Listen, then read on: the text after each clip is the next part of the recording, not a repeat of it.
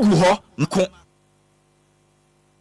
Apakan GH wo de nyansa de wodiawo wo interview wo kasai wa hobrase wo radio mu kire se wo your pub in wo radio mampa enti ajagu DL Power Sports emu ade ejawo dedew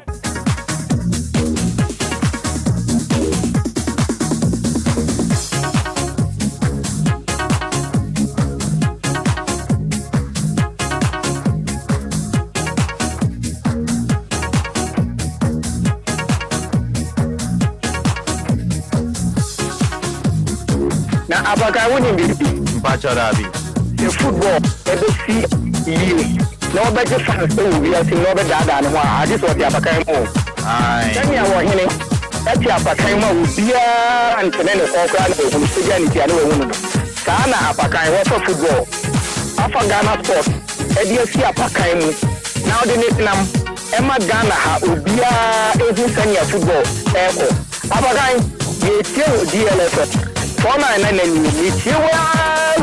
Apakan Mojuma Sweni DLFM Mimi Diame from a legend Tawa Sport Apakan Matthew Nami Dibi to the also a wiki also Mojuma Wompo Yamenka only was found for na Eloma Enquiries and the Mojuma and a Mojuma Mojuma who no much people what some of Guamachins in the area especially what can be it takes a very big heart. So we bet you radio to know the house of folk, coach, what's in piece of 1 yard there. And yet you know very bit like how you. Because the shares are really good food. But I walk out now and no man to say in a football, Yakuma. Apakan do this year, me did before 9 and a half of it. I'm a friend with Apakan meet you.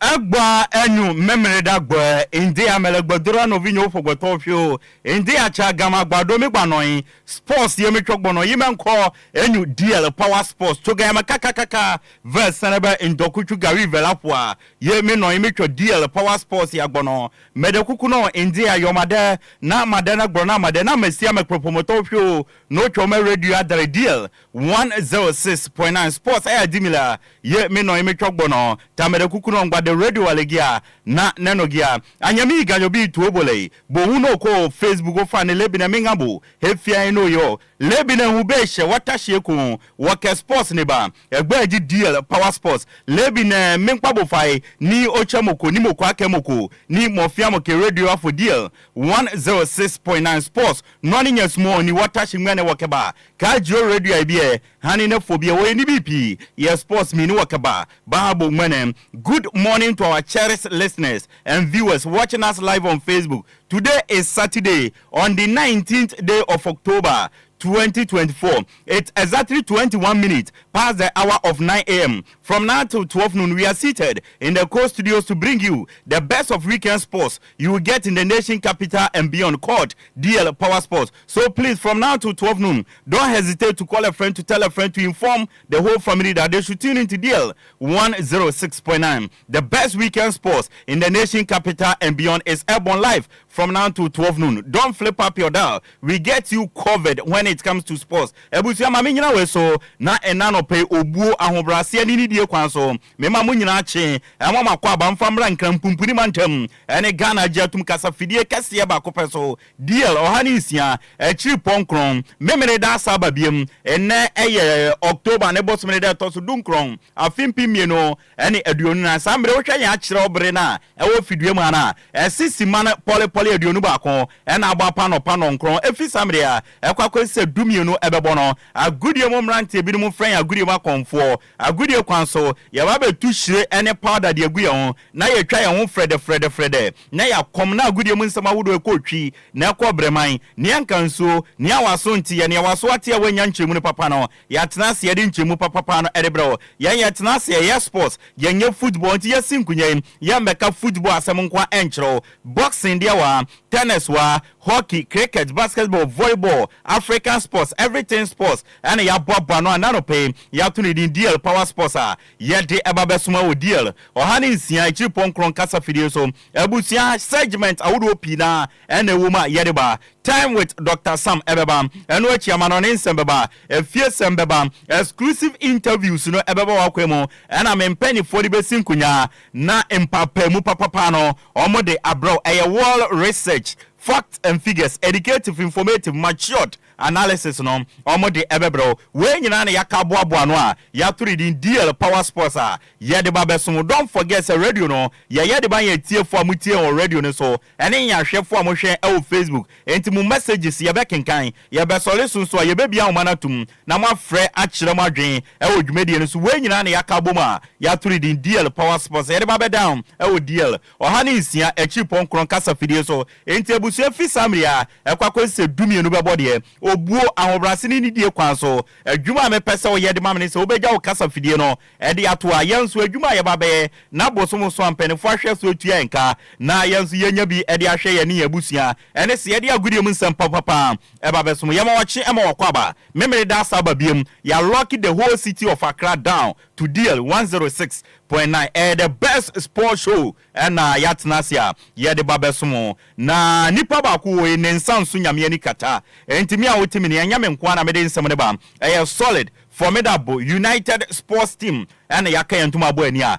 yede ensem no eba no bi bekasa Apakan matna sinde ensem be na egumo pono so a mo ba besi wokoso na mo tutu ne sre ne abasa na mo apene poma sible wo Africa no CAF Women's Championship draw na betodwa ye bedi unkomo ede amount wafu zombie under 20 championship eguso ekoso ewo Togo enwon nsem yede ebesom beach soccer AFCON 2024 start ewo Egypt inde enwon komo nyina na yede besom ewo dwumedie no so ye ram boxing so Floyd Moneyman Mayweather Jr. or a retired American boxer or the Nsembia Tuja Eddie Afani carrier on and then Crophobia Buana Ewan carrier mono or the Asidadi Amam. Ya the one some Eddie Ebro. Now when you say IOC International Olympic Committee omo dream say ombe boxing sport no e de afi Olympics mo eno na Vladimir Klitschko retired Ukraine boxer HMA obesrem pen for omo nsan kombra biem say ombe boxing e de afi Olympics mo de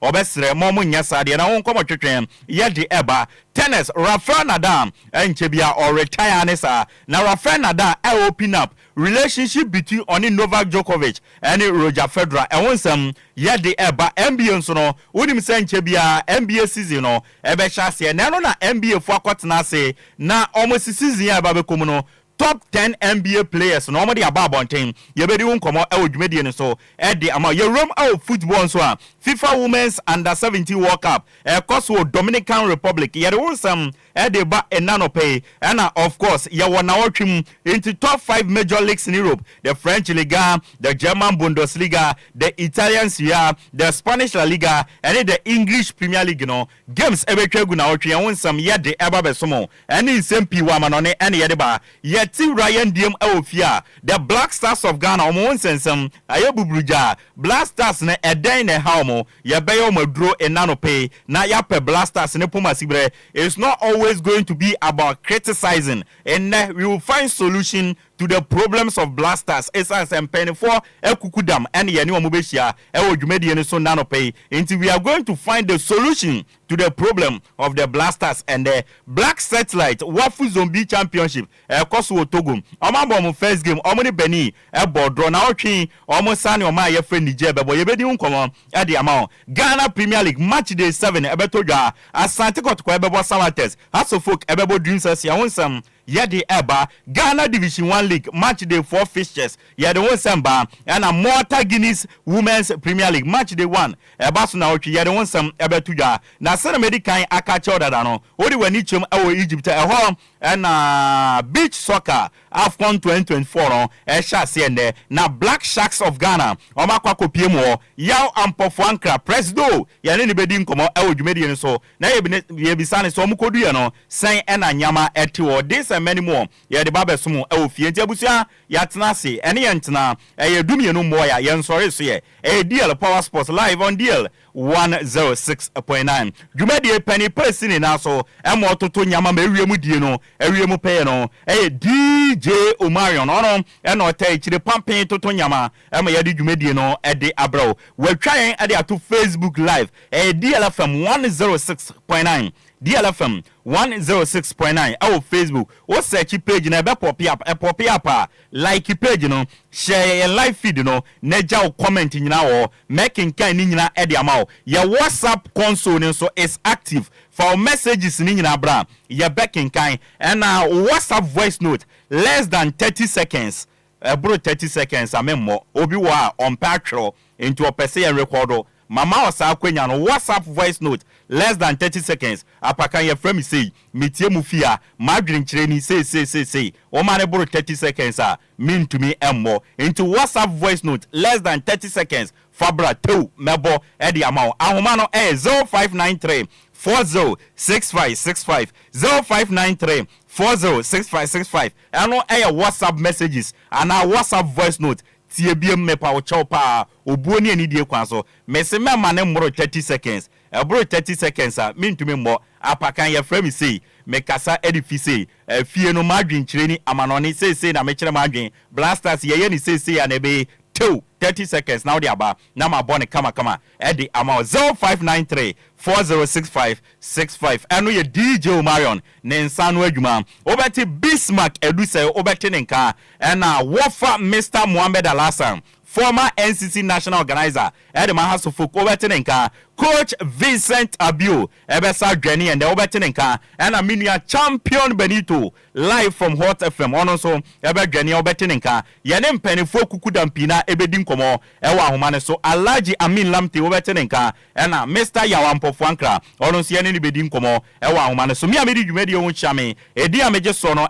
ayensu ano de share Apakan GH the blessed ye dwumedi ende yi no ye pese wiemu die ne wiemu penti ye jari che nyame agya nyame oba ene nyame won kokronsa Christopher nyina monyeme so amen ye nuano nkremofo monyeme so alafatia Hindufoɔ no monyeme so home satfat and of course Rastafarians no monyeme so ja Rastafari ekwan no mabie ekwan no emuda otote ye kosa akwakozise dumie no bebo DL Power Sports live on DL 106.9 yama wache ama kwa ba ne yentena ne yemfa gudie mu nsam papa no emfa ensomo boss emu ade ejawom dead.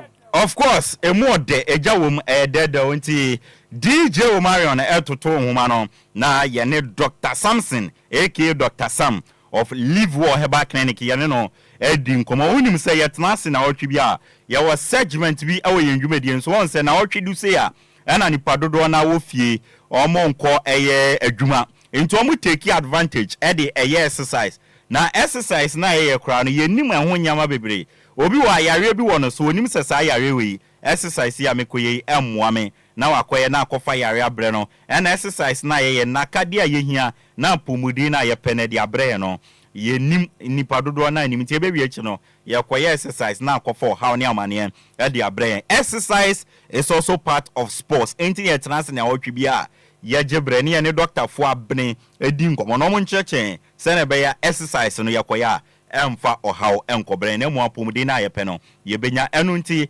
na otwibia tenasia na beesima edu no ye ne Dr. Sam edi nkomo enti producer guso ototo homa no ye nsaka Dr. Sam ye ne no ebedi nkomo beesima edu na odin afa sa segment no na yesua DP enso wo a enye asem keto akora enso ewo ho no mu ewo honom enti Sam radio mensa aka Dr. Samson aka Dr. Sam ono ye Dr. Penipa or the Live War Herbal Clinic ano ewo Kofodua na wotwe asedu biem oni nsu ade Dr. Nanope mamemo ache ema wakwa abamfamra DLFM so mpacha se wo ye Apakan GH iwa do me ho ye pa na so won te say Nyankopon adom Dr. me ho ye se me maame so ho ye so maame ho ye pa so chao meje me maame so pa Danu so medam asensla. Oh, doc, menstru, yanso yada ase papa.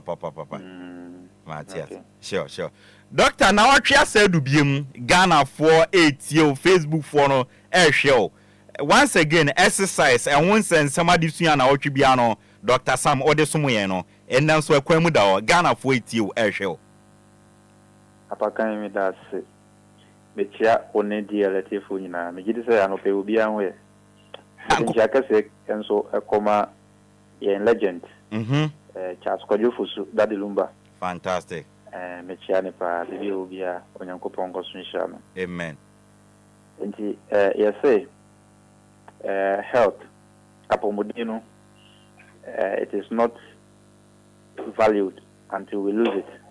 The apomodina most of the time ye value near the my end some yebo and I say some yebo so until say ye be lose it ye be fiensa there's a way ya answer na be say apomodin ho ye emfaso and I say ho hia mani pe bia enti de bia me ka say apakan o ahoden ne na pe bi ka ho entwen ma unluzu ahoden kaka na wo na nsa na wakope nro afeni ese koye exercise abre ukotodwe ye wo ya obede no akọ exercise usisi ye wo ya obede no exercise edi sabre na wo ye youth no unye youth kwa na sapomudin no wo ho a apakan pebi ka ho ete se de ye wo sika ye ntwen ma sika ne nsa na yakope foforo me bo a de bia ye pesika no bi eka ho na nsa enti ye nhye ne nso ehunhia pa wo nipa bia brabo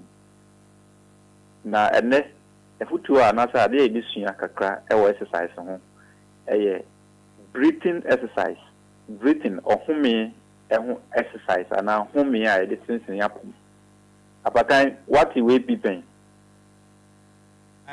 as my first time I'm meeting o first time I would breathing exercise na me nim exercise bi kra wa your friend sir okay ndi nipa dodo na tia the anymore ye tia exercise the anymore ne say oh ye be sorry etubika ye be skipping say dey be kind ye be squatting ye be jogging ne sa nyama no eno na ye exercise no but dodo na nim say breathing exercise and as a immediate exercise omo a athlete omo ye sports no kra no breathing exercise na wo hia pa ma sports people pa ndi eno ne memetifo ate na ya share nso say one of the exercise I beat me aye na breathing exercise na a whole benefit to the body or benefit and I say emfasodie bibri e ma ye nipa dua no se unim ye na wo ye ni ye a eboa wo kwan bibri so eboa ema anxiety okay that dream if you so eboa ema o heart health no kuma na pom din timi konkan eboa obi a empo na ni so biri no so ho utimi eye breathing exercise na eboa etimi eyi free ho eboa ema o lung capacity eye o wahrawa no so nim say ahrawa no na etwen frama oxygen no na and the oxygen nankasa egu moja num ansa na moja net nya circulate to other part of the body enti so we breathing exercise expand the lung capacity no ema o lungs no timi ye adwuma yi and hono ne boa omo ye sport no so what you say one say we a sport person na o lungs nya adwuma yi a anya dia obitimi aye adwuma no kura mana yi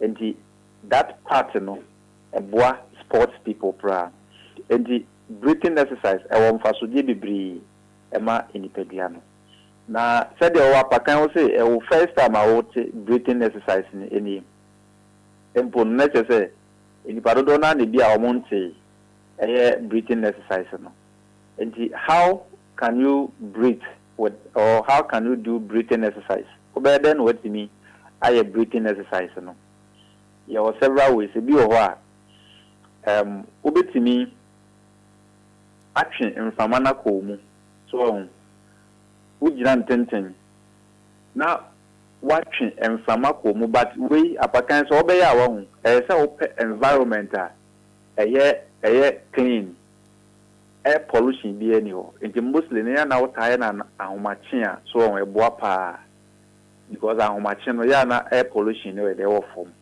nti obeya ya na ahomache na oye sa breathing exercise no obetwe emfama deep breath akomu through your nose So na otwe ko mu a na wa hodi o breath no ke so obe jawo ni padua no na wa count be se bia from 1 to maybe 4 or 5 na wa say jam na ko a sa count be se 1 to 5 na wa sa twe ko mu if I win mo sa obetima continuously for about 15 to 20 times. The same breathing ankasa no obetimi asa atwen fama no afa wanum. Okay, mostly no otwe fa wanum na eno improve o brain function no e ma stress feel. So what must say ba what the fa wani mo a eno ye lungs ni mo adwuma more. Okay, it is a otwe fama no fa wanum a na wa hold watching fama na gu body no for over count be 1 to 5. Now I say jemu then we count to be 1 to 5. Bit my is for about 15 to 20 times. In the day no, bit my we be 2 and after 3 times. Provided say we be nyap be environment in clean. So and this kind of exercise no, we the I want say we there Apakan won tumrika unko bejada de e na unko hwihwi enye difficult to do. Obi abetimi ayebi aje se obi a sabi ne yare bi nti no ye bi ka se oxygen question so why then wa konhome what ma say obi a or hypertension obi or diabetes obi or anxiety disorder bi obi or lung issue obi or kumayare bi obi abetimi aye sa breathing exercise no trust me what aye ni de bia even so hypertension na be say e be boa papa o kwan bebre so we sports person na ohome no otu mirika ne kakra bi na wabre a we try this breathing exercise for just 21 days we say we improve pa ewo o health no enti Apakan ene de em say assignment ne do so nti kakra me de be che etiefo ni enti say wo question bi a o so betime bisa na ya to aso. Oh, Doc, mention that any question be an answer or the mine na or the amine a brain tino yen to me and be our man into muna a tear for them frame bisa question. A be an wait here and share any day or be our question be but a brain tino doc or there for our money to Jana or be our question be a non in the way. Right? Okay. But before 7 days, man, to Jana, sir, we are breathing exercises no not say when you so brewer. And never mean and I'll beat me. Obetimi no doctor can want them. A be na one. Why first time no we beat me experiences are dizziness and kakra. But we time the doctor. But when I say severe, you can talk to your doctor. You can talk to your doctor about this. Now watch out. Send a beer obetimi. Now obetimi frame me and kasanso. Na watch out. Near my obetimi I improve with the breathing exercise. The telephone number no. 0249 150 844 0249 150 844 and now 0543 350 438 0543 350 438. Both numbers in English as well. WhatsApp. Offer and our WhatsApp here. Me no better sir. Apakan fi oko TikToker. Live well today. Live well today. Na o search ya obe hu education ni bebre e wo ho. Okay. Na wa follow, na wa share. Na fe YouTube so no Live Well Herbal Clinic. Live Well Herbal Clinic. Oko ho a e won so sa any Instagram Live Well _herbal_ clinic. And also okwa obenya education ni bebre ho na wa follow no wa share na etiefo nso enya nso emfa so ntabakan ewa ishramo na onka mo e na duma next week e ga say nso e share biem. Dr. Sam doc and no pay better as for bra onya de man yamin shop for education why ebusianti yane Dr. Penny a order Live Well Herbal Clinic and Dr. Samson aka Dr. Sam ene yane na kodin komo e de afan ya pomudi ho. Bismarck edu say atana se bis marching e design you are my Apakan. Fantastic. I hope so be aboko. Ah, say o de mi shia na ohwe na ohwe. I don't know. Trying to say, Dakro, Radiani so in Fiapim, and in Fiapim and Nisu Dakro. Tinipa Bias, I would done us at the Chiwa. Where do you feel? Yes, where do you feel? Sure. And Tino Dani da Senia Canona, Yadena Coupanse. We are very fine. Yes. Yametias. We be on Sonny. I pa. Sure. One quanquano wade. Yeah. And the Latin forecast me said, Doom Spiro Speru. I said, whilst I live, I hope. Of course. Me one quanquade, just any that's all. Yes, 19. Yeah. Yeah, we be very fine. Oh, yes. We be very fine. Yeah, in your feet, but you're very human. Number. In your feet, but over anything. Very human. I was your phone, don't I ever human. Yes. Number Apakan. Mate, inti ebusia biswa kedu say, Anna Martin and Can ebusia, young corner, young fun crofon cruise and some cram fan sumo. Ya bani a catch bian yerebeto so the amount. Don't forget. Send the show no a fully packed and yediba. Catch be no being can't be send ne DL Power Sports no. A betching countryman songo show no yeno. Fire for fire and DL Power Sports no betching songo show no.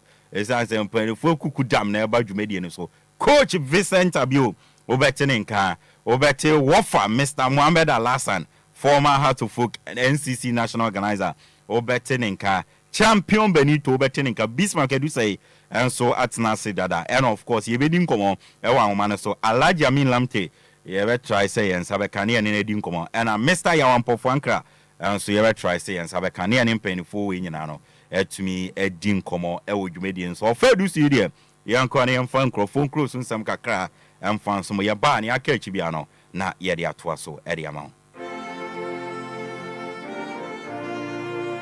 Kuku darling too. So mama usani panya sama panyomi.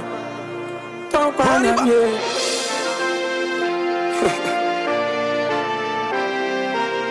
When you hear motivation, you should know it's just scratch on the beat.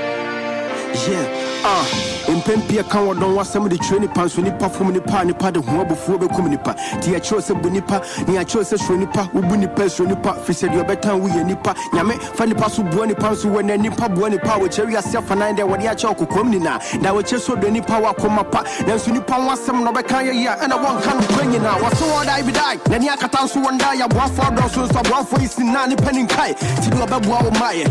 We say yes, you die, what you any jail with the pump kai said the part, years to mine. Hey, Nipa never win it, pass for the bay, ever say Nipa. Nipa ni madam Tinipa, Senipa, the Trenipa, and your crowd with the no, the answer to Senipa, and Yana, you reference Nipa, and Nipa, Senipa.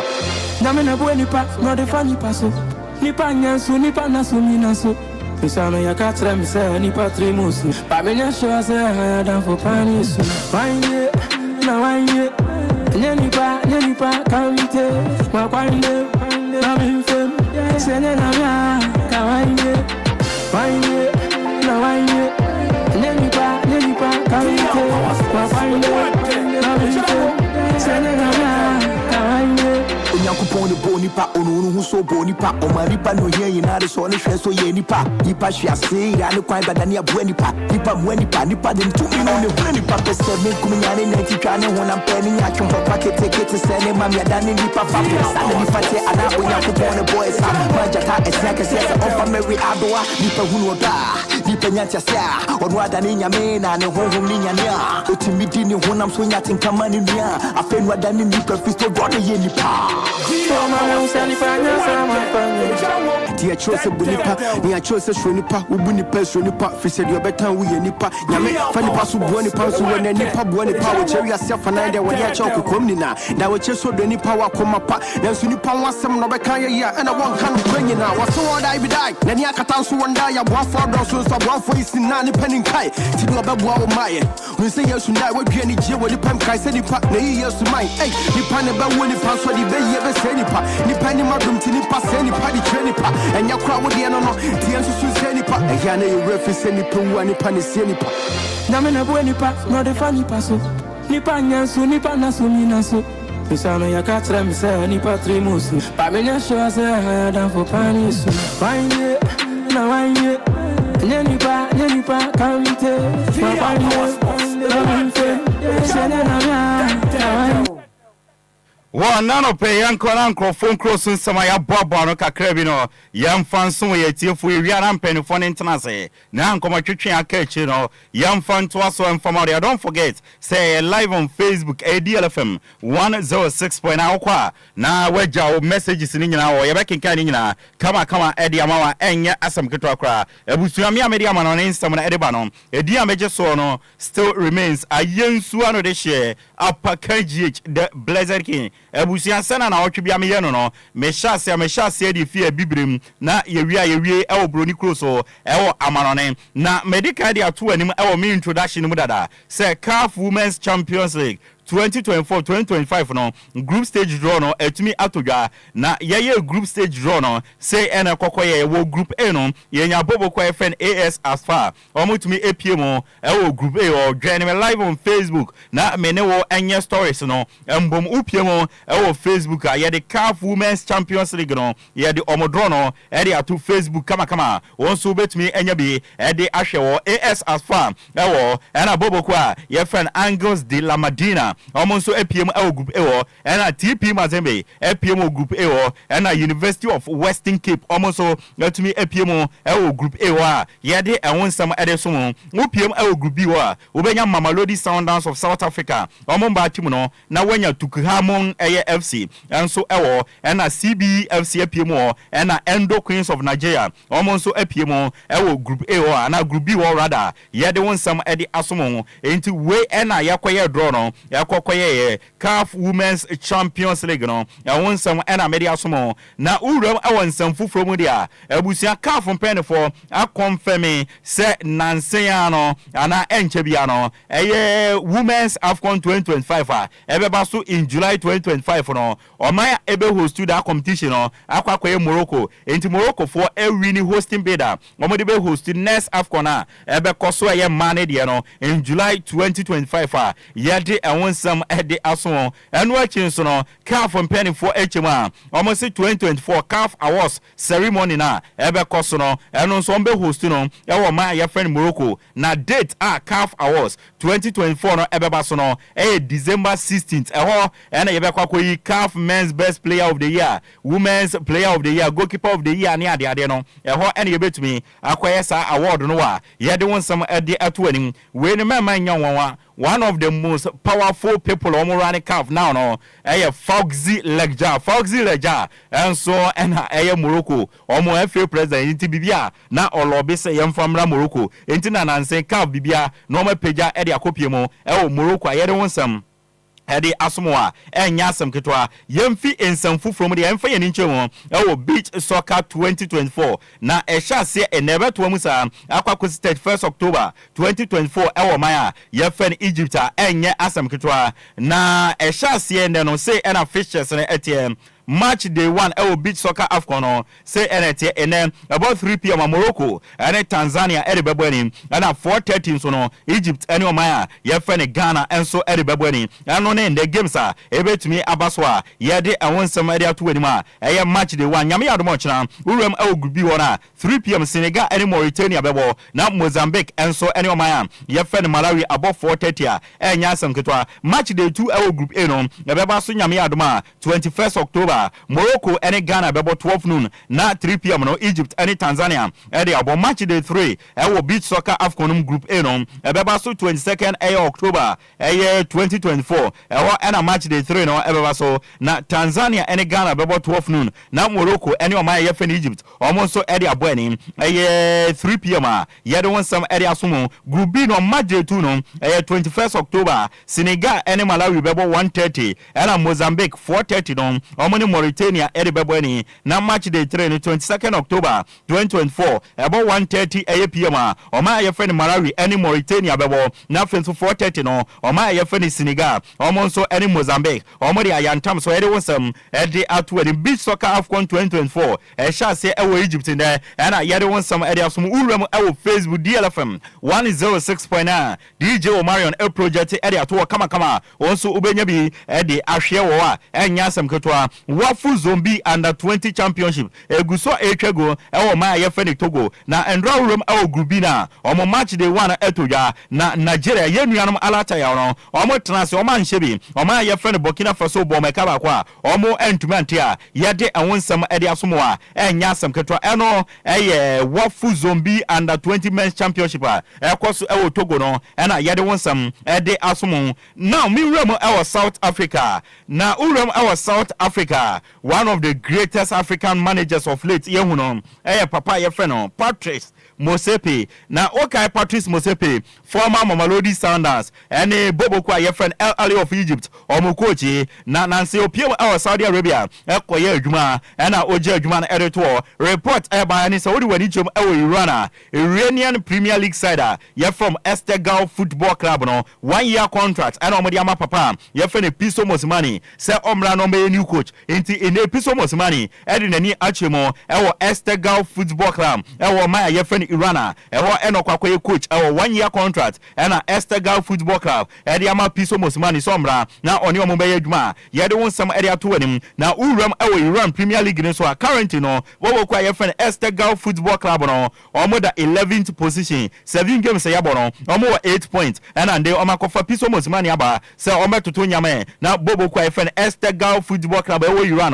no ntumi emfa ne papa emfam fra ye de wonsam edi asomo na notable players papa ye friend Piso Mosimani enu omkwakwa ye adwuma ewo Esteghlal Football Club no obenya Guy Kakucha ofi DL Congo eho eno sinakan Rafael Silva efi oma ye friend Brazil sinakan wo Ndonk Didier enso efi Gabon sinakan ewo na Branco Gustavo enso efi oma ye friend Uruguay ono so sinakan wo ye de wonsam ede asomo anya sam ketwa into the man Piso Mosimani is back, one of my favorite coaches or the Mamelodi Sundowns edge CAF Champions League 2016 or Sanso Ewremo Ewo El Ali 2020-21-22 or the Omo back CAF Champions League final repeat energy mumie no na currently over Africa no African coach and a waji CAF Champions League rodo e dey achieve Piso Mosimani okita CAF Champions League trophies na makuma 3 eno Piso Mosimani the money wa e was you pa over Africa na oka the greatest coaches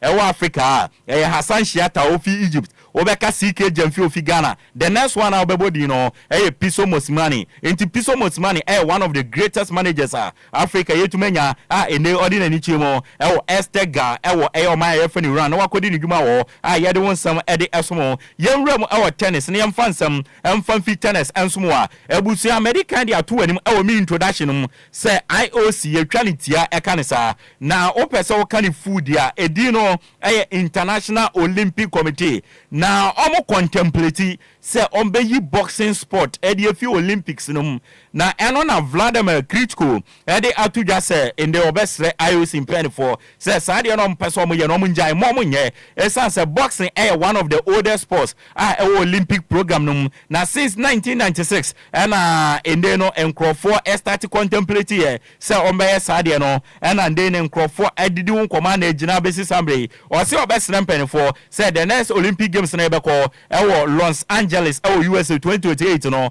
ma IOC penny for nkoda ndwe say ombe call normal kwakoyi tennis no edi afrim ebanesa ebetumi ahadwen eno ye Vladimir Klitschko challenge so former say the year 1996 no Vladimir Klitschko etumiji Olympic gold medal boxing mo enti onimni oka o se mpenifo ma omunkoyi emfanfima ye de enwonsam edi asomo a enya asam ketwa na Rafael Nadal Spanish legendary tennis player or the summoner bane wi anisa ye ko bisa ne say o time na wugina wona so no na oni Roger Federer and Novak Djokovic and na compete pa na because of more rivalry court no so no na off the rivalry no na inkitan wudie na edam ntem net same and o ono there off the court no na oni Roger Federer and Novak Djokovic no relationship ntem no na a good relationship sense o mo di show mutum say court no so ɛna ɔmo rivalry ɔmo compete na outside the court no ɔmo no rivalry bia eni ɔmo ntem enti sɛ ɔmo de outside the court rivalry no ɛbɛbɔ ɔmo nyama mu no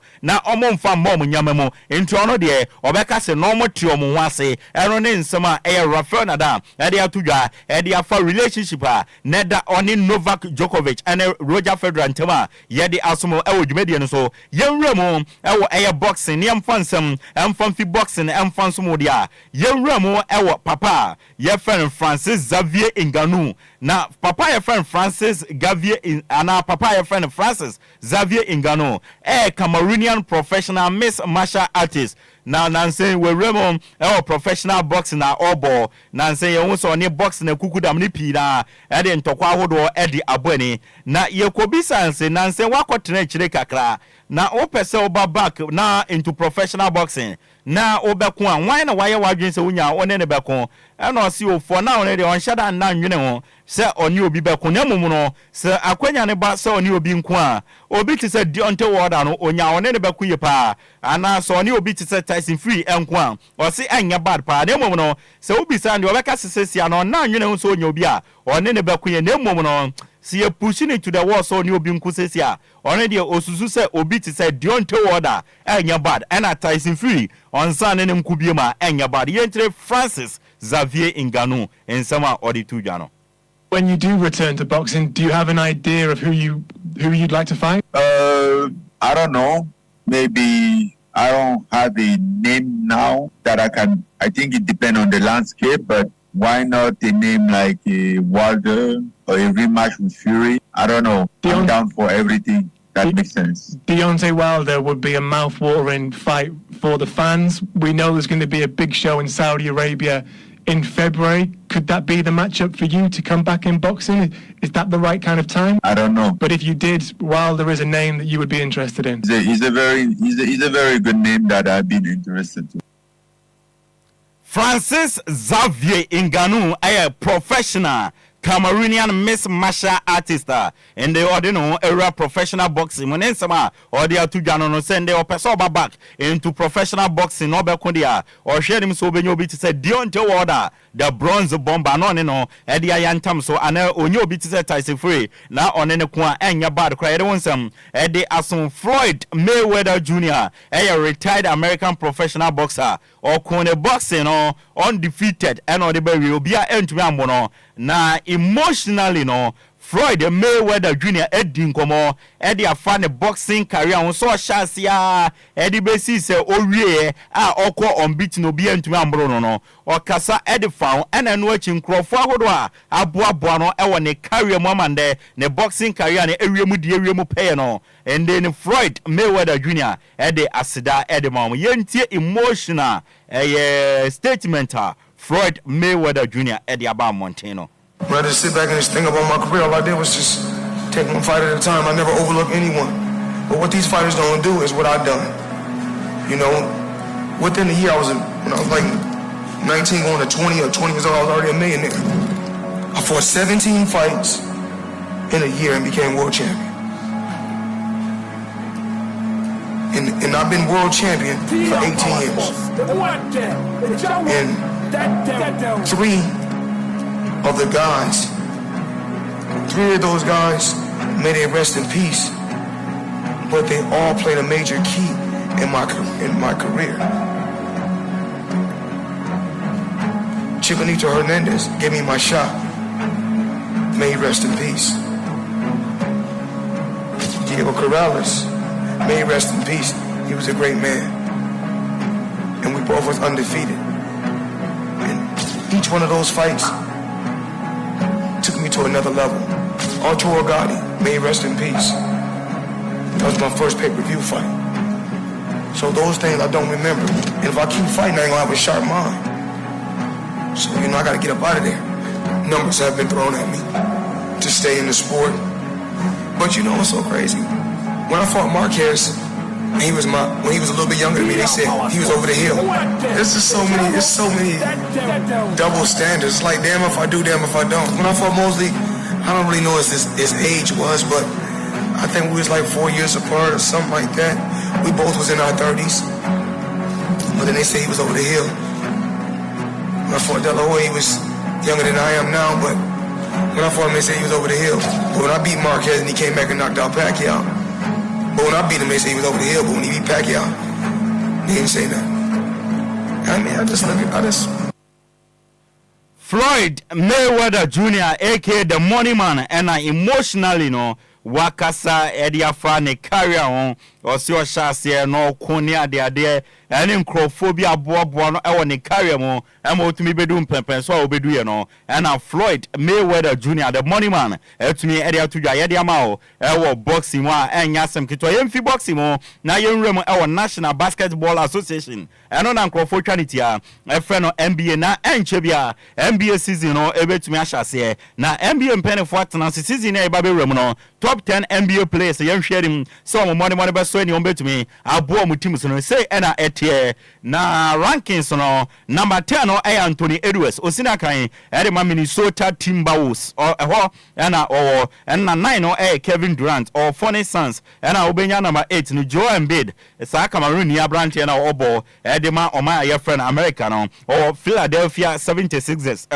and Joel Embiid 7 no LeBron James or Los Angeles Lakers and 6 na Stephen Curry or Golden State Warriors 5 no Jason Tatum or Boston Celtics and Jason Tatum or ono and NBA 4 na ranking number 5 ranking number 4 no Shai Gilgeous Alexander or Oklahoma City Thunder and ono and NBA 4 no ranking number 4 number 3 rank no Giannis Antetokounmpo or Milwaukee Bucks and Giannis Antetokounmpo and so ono no number 3 and ranking number 2 no Luka Doncic and Omodeno Ekotu number 2 or Dallas Mavericks and Luka Doncic and Nyoda number 1 Nikola Jokic and Omonso Edeneto number 1 or Denver Nuggets into top 10 say NT 10 Anthony Edwards, Kevin Durant 9, 8 Joel Embiid, 7 LeBron James, 6 Stephen Curry, 5 Jason Tatum, 6 Shanghai Gregos Alexander,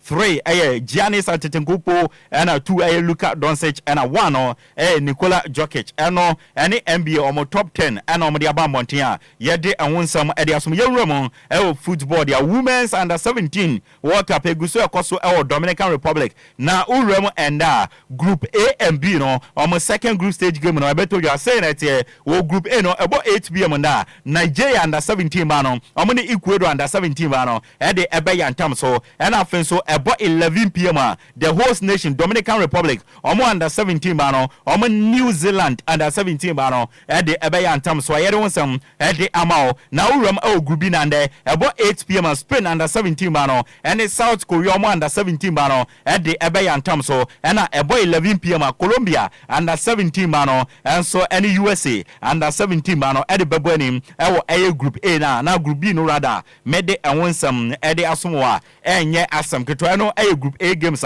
mede amao jumedian so na nyame ya aduma ochna group C and D almost second game na beba so no say that about 5 p.m. group C no ochna North Korea under 17 mano omani Kenya under 17 mano and ede babuani and afenso no nyame ya aduma ochna group C no about 11 p.m. England under 17 bano omani Mexico under 17 bano omode ebebwania mede and some ede asomo urem group D nyame adomo chena about 5 p.m. Japan under 17 bano omane Brazil under 17 bano ede ebebwani and after so 5 p.m. ochana no Zambia under 17 bano omane Poland under 17 bano ede ebebwani group D wa yede and some ede asomo eno FIFA Women's under 17 World Cup ekoso Dominican Republic and won some and yedi asmo enye nkolasam yenwem the top 5 major leagues in Europe na watch matches abeto dwane yemfa won some emfa enso de abusia yenhya Emfa the French Legano na yemfa won some emfa so na watching French Legano a week number 8 and a twegu onandra and a chassis bobo kwefren AS Monaco omotina fio omanhyebi sanso na Leo Metropole and so anhyebi nyame adumande games beba so French Legano about 3 p.m. Brest and Rennes and ebebo 5 p.m. na Saint Etienne and Lens ebebo na Paris Saint-Germain and so any bobo kwa yefren Strasbourg omodi abani 7 p.m. and there yede and won some ediasom so nyame adomo ochina 1 p.m. no Le Havre any Leon ebeboy like we said did you nyame adomo ochina ne return to Le Havre no obetumi abon first game awowa ye de ewon some area so 3 p.m. ochina AJ Oze any Stade Reims ebebo Nantes any OJ Sinis ebebo Toulouse any Angers ebebo games we nyina no ebeba so ochina French Ligue 1 3 p.m. and ebo ochina 6:45 Montpellier any Olympic Marseille omo de ebebo ani ayede won some and the asom French Ligue 1 say eno table no etie AS Monaco ready kan omo 20 points Paris Saint-Germain toso ayemi no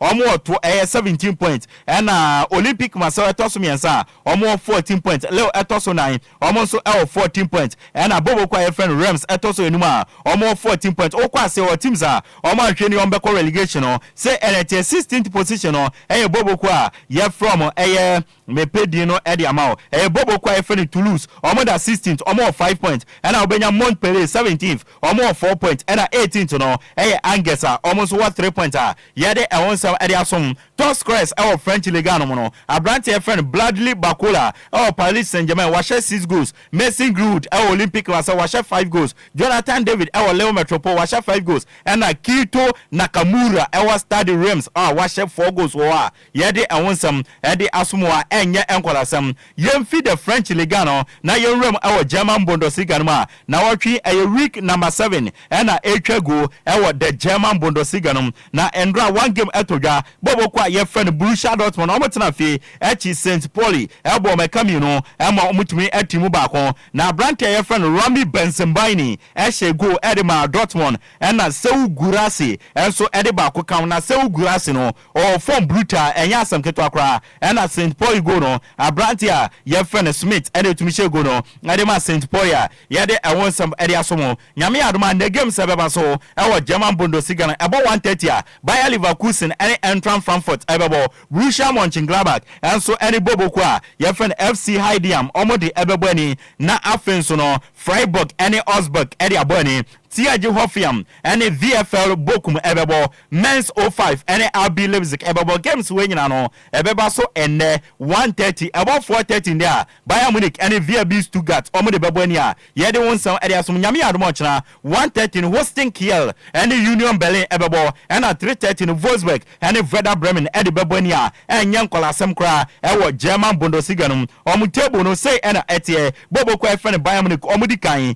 na Bayern Munich asasha ni akeka kwedie ombeje league no ede asi omo na so na omo wo 14 points omo di kan Leipzig etosmienu Leipzig can score 14 points and Eintracht Frankfurt etosmiensa omo 13 points Borussia Dortmund etoso 9 omo 13 points okwa asewa teams omo da relegation no St. Pauli 16th omo 4 points hosting Kiel 17th omo 2 points and VfL Bochum 18th omo 1 point yede ewon some area somo na German Bundesliga top scorers no say that Omar Mamouche efi Egypt osina kandima Eintracht Frankfurt or 8 goals and Jonathan Badat Men's 05 or 5 goals Hurricane Bayern Munich or 5 goals and Emredin Demirovic VfB Stuttgart on also 5 goals Frankfurt Leverkusen or 4 goals and Lois Openda RB Leipzig on also 4 goals everyone some dia some ye move from the German Bundesliga no na yemfa ye ni chemo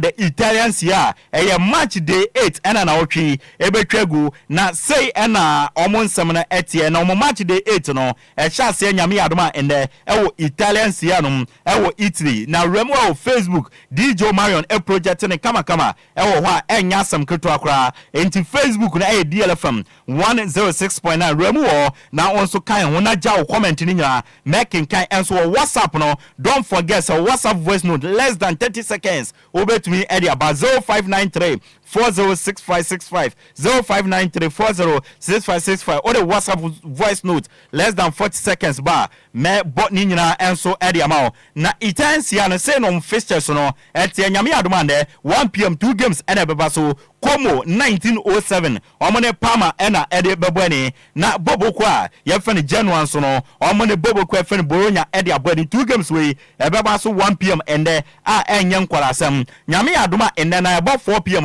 AC Milan ene Udinese ebebo ena 6:45 ende no Juventus ene Lazio ede big game ede ebe hihye so nyame adoma ochina Italian Siano say na ti ebo 10:30 anopa Empoli ene Napoli ebebo inti we the battle of the leagues ene ebeba so ene ebo 1 p.m. ochina Lecce ene Fiorentina ebebo 1 p.m. no Venezia ene Atalanta ebebo ene afenso ebo 4 p.m. nyame adoma ochina Bobo kwa friend Cagliari omoni Torino ebebo na 6:45 no Roma ene Inter Milan ene aboni a big game by all standard Juadano Hellas Verona ene AC Monza omodi ebeboni uram awosie ana say ena omutable no akwakoye wo Napoli edikan 16 points ene kitom Inter Milan etosumi no omonso ewo 14 points Juventus etosumi ensa 13 Lazio etoso 9 omo 13 Udinese etoso enum omo 13 eye AC Milan ensia omonso ewo 11 points wo wa yede ewonsam ede asum teams a eda asia wo wi Roma hwani a ombekọ relegation no say na tie 18th no January 5 points 19th AC Monza omo 4 points and Venezia that 28th omo 4 points yede wonsam ede asomo top scorers ewo Italian Siano no say NT Marcus Thuram Lilie Thuram ne ba no or Inter Milan or 7 goals Matteo Retegui ewo Atalanta ono so ewo 7 goals Dusan Vlahovic ewo Juventus or 5 goals Christian Pulisic ewo AC Milan 5 goals Patrick Coutron ewo Como Patrick Coutron ewo Como former AC Milan player no ene wakopien wo Como or 4 goals Artem Dubek ewo AC Milan wa 3 goals a yade ewonsam ede asum yewremo ewo Spanish La Liga no ewo Spain na yemfa wonsam ensomo dia na otwe no week number 10 ana etwago ewo Spanish La Liga no a enya asam ketwa na ndra one game etumi etodwa bobo kwa yefen Deportivo Alaves etnafie ema Real Valladolid ekobo mekanimi ensa ema omutumi etimumienu wo nyame adoma nde week number 10 ewo the Spanish La Liga no say eno fixtures no enso etie about 12 noon ya Athletic Club Bilbao ene Espanyol bebo 2:15 Osasuna ene Real Betis ebebo 4:30 no Girona ene Real Sociedad ebebo na 7 p.m. no Celta Vigo ene Real Madrid ede abo ene nyame adoma nde ochina games a ebeba so ewo Spanish La Liga no say ena etie 12 noon no Real Mallorca ene Rayo Vallecano bebo 2:15 no Atletico Madrid ene Leganés ebebo 4:30 so a ubenya bobo kwa yefen Villarreal omoni Getafe bebo na 7 p.m. no Barcelona ene Sevilla omonso ede abo ani nyame adom ochina enya sanketwa juada one game ewetoja ebo 7 p.m. juada Valencia ene Las Palmas omode ebe ya ntam so a yede wonsam ede amount Spanish La Liga say enom table no enso etie Barcelona edikai omo 24 points Real Madrid etos mienu 21 Atletico Madrid etos mienu ana miensa Atletico tos miensa 17 points Villarreal etos 9 omo 17 enum no Osasuna omo 15 points and Athletic Club Bilbao etos ensia omo so 14 points yede wonsam ede asomo okwase o teams a omo ahwani ombekọ relegation no say na tie 18th no Real Valladolid omo 8 points Valencia 19th omo 6 points and Las Palmas eda 20th omo so 3 points yede wonsam ede asomo top scorers Spanish La Liga no say na tie Robert Lewandowski Barcelona 10 goals Ayozi Perez Villarreal 6 goals Rafinha Barcelona 5 goals Kylian Mbappe Real Madrid 5 goals and Giovanni Lo Celso Real Betis 5 goals yede wonsam ede asomo Vinicius Junior Real Madrid 4 goals and Lamine Yamal Barcelona ono so 4 goals yede wonsam ede asomo yewremo almighty English Premier League no England yemfa wonsam ensomo dia na otwi week number 8 and ekoso English Premier League no ma enye asam ketwa na omo fixtures no enne na ehya se 11:30 ya Tottenham Hotspur and West Ham United ebebo 2 p.m. no Fulham and Aston Villa ebebo 2 p.m. now Ipswich Town and Everton ebebo, Manchester United and Brentford ebebo, na Newcastle United and Brighton, Hove Albion abo, Southampton and Leicester City bebo games we nyina amababo so nyina 2 p.m. and ebaso nyame adoma ende and above 4:30 there Bournemouth and Arsenal the ebebo ni awonsam eno no nyame adoma ochira ebo 1 p.m. Wolverhampton Wanderers and Manchester City bebo na 3:30 no big game no etumi abaso Liverpool and Chelsea at the ebebo ni nyame adoma ochira yede wonsam ede ato anim juada one game ebetumi atodwa 7 p.m. juada Nottingham Forest and Crystal Palace and ebebo ni nyame adoma juada yede wonsam etumi ede asomoa enye Enquires omo table ewo English Premier League no Liverpool ready kan 18 points Man City atos mienu 17 Arsenal miensa 17 Chelsea 9 14 and Aston Villa atos enuma omo so 14 na Tottenham at the 9th position omo 10 points Mame hwe Man U ube Man U 14th omo 8 points and so teams are other relegation or say ena etie 18th no Crystal Palace omo 3 points 19th Southampton 1 point and Wolverhampton Wanderers omo twa to 20th omo so 1 point wa yede awonsam ede asomo top scorers English Premier League no Ellen Brat Haaland Man City 10 goals Brian Mbeumo Brentford 6 goals Cole Palmer Chelsea 6 goals Luis Diaz Liverpool 5 goals Kai Havertz Arsenal 4 goals and Mohamed Salah Liverpool ono so ashe 4 goals wa yede awonsam ede asomo na yede insam ne esino Pep Guardiola and Yokobi Sanse will future Man City United saying because Tigri Begistin the obano weja oko ubedi na chi ede akwana na Pep Guardiola so onyan decide in the future ye as at this stage na o decide in the future o de beto club nanim na nsentwefo so ebi asoyen so na ya beka ede achen tiefo ene ya hwefo ti Pep Guardiola say as at now no onyan decide say obeto aso ana on to aso ene nsema Pep Guardiola Man City o manager o de atudwa ye de wonsam ede ama no ene ye bisa say Pep Guardiola sa kwanya ne ba say nansen no ye link you to English national team job no sa kwanya bi ba say that bia no be coaching national team a obeya na no say yes one day obepe say obe coaching national team e woni career mu na mom no sa kwanya no enya mai enti for now ni focus e club side na that bia kwanya ne ba say on Pep Guardiola on coaching national team a on pupunity obeko na wako akwa kukochi national team no eno ne nsema Pep Guardiola edi atudwa yedi amawo Enzo Maresca enso manager edi ma Chelsea na Enzo Maresca confirming yebisa so china o big game bo na sa big game na ukobo no o injury o team no ana no se o sesi ade 0 injuries injury bia ni Chelsea team no na the players ni nyina available including Reece James ayenim so pepra pa no ono cry available na otwen obetumi esiakan edi amaboboko a ye fe Chelsea eno Enzo Maresca Italian manager na o coach Bobo kwa ye friend Chelsea no or the atudwa ye wonsam ede ma Kobimenu English midfielder obo ede ma Bobo kwa friend Manchester United report eba and it's a brantia no we play into the next 7 games if Manchester United team no ebeba no mayu next 7 games no a brantia friend Kobimenu entumi Bobby from Bobo kwa ye friend Manchester United so report the Times and Edeba Mountain say Kobimenu Epra the next 7 games no ontumi mo from Manchester United ye de won some ediamao Thomas Tuchel German manager or a former Dortmund PSG Chelsea and the Bayern Munich manager and they know a new national team manager and the English men's national team no now Thomas Tuchel Yokobi Sanse what be where the can Canada say World Cup no be the England what does we team baby out team about team over the World Cup na the amount and no say family no or believe say England able to manage World Cup no na no na what be or per se the biggest trophy in the world World Cup no je the England into Thomas Tuchel as what be or the World Cup no the ama England I want some I don't know Toni Kroos a retired German player or a legend at the Real Madrid. Ye besides last season twemi o money one ekwo so pow na Ballon d'Or no o hwe nim so be jana and also you know say obege Ballon d'Or na Ballon d'Or no ehun ehia ne sesia na mom no obi fi Real Madrid no gia fine e de ma no o say Vinicius Junior, Jude Bellingham, Dani Carvajal o mu nyina e deserve so obege Ballon d'Or no na ono Toni Kroos de on winning Ballon d'Or sesia wa retire eno ne nsema eye Toni Kroos area tudwa ye de ama Carlo Ancelotti Italian manager Okochi Bobo kwa ya friend Real Madrid na wa confirm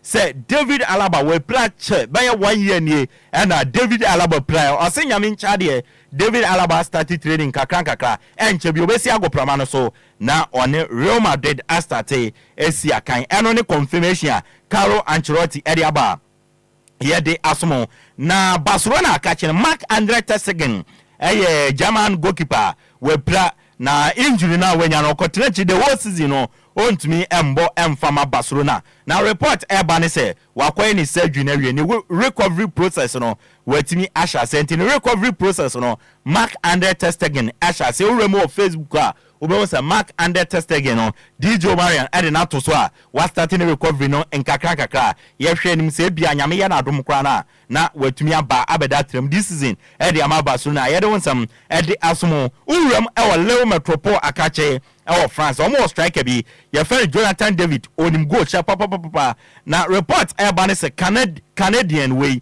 ofi Canada nti o Canadian na ne contract no ebane wie season kwa wie na Jonathan David aye na adwen se wabesoma che waya de season ba wie na ne contract na ebane wie obekọ as a free agent ya meti ene se Barcelona for consider se omunya Jonathan David ebeboa esan so ye striker onim goals no so ehye na Robert Lewandowski enyi eso munya no replacement enti Barcelona contemplate say ombe Fabrantia ye friend Jonathan David no waba na wabesi na kan ede amawa ye de enwunsam ede sumo ebusu ansam ne draws no mum no ebreni nti no yemfa ma no ne nsam na yaboabo no no emfansi na mempenefo no emetena se na yendi nkomo kakra enso ewo na bibia enso enye kama enso so ewo honom ye live on Facebook DLFM 106.9 DLFM 106.9 uremu wa wonso obetumi eja o comment ni nyina won kama na yakinkan ni nyina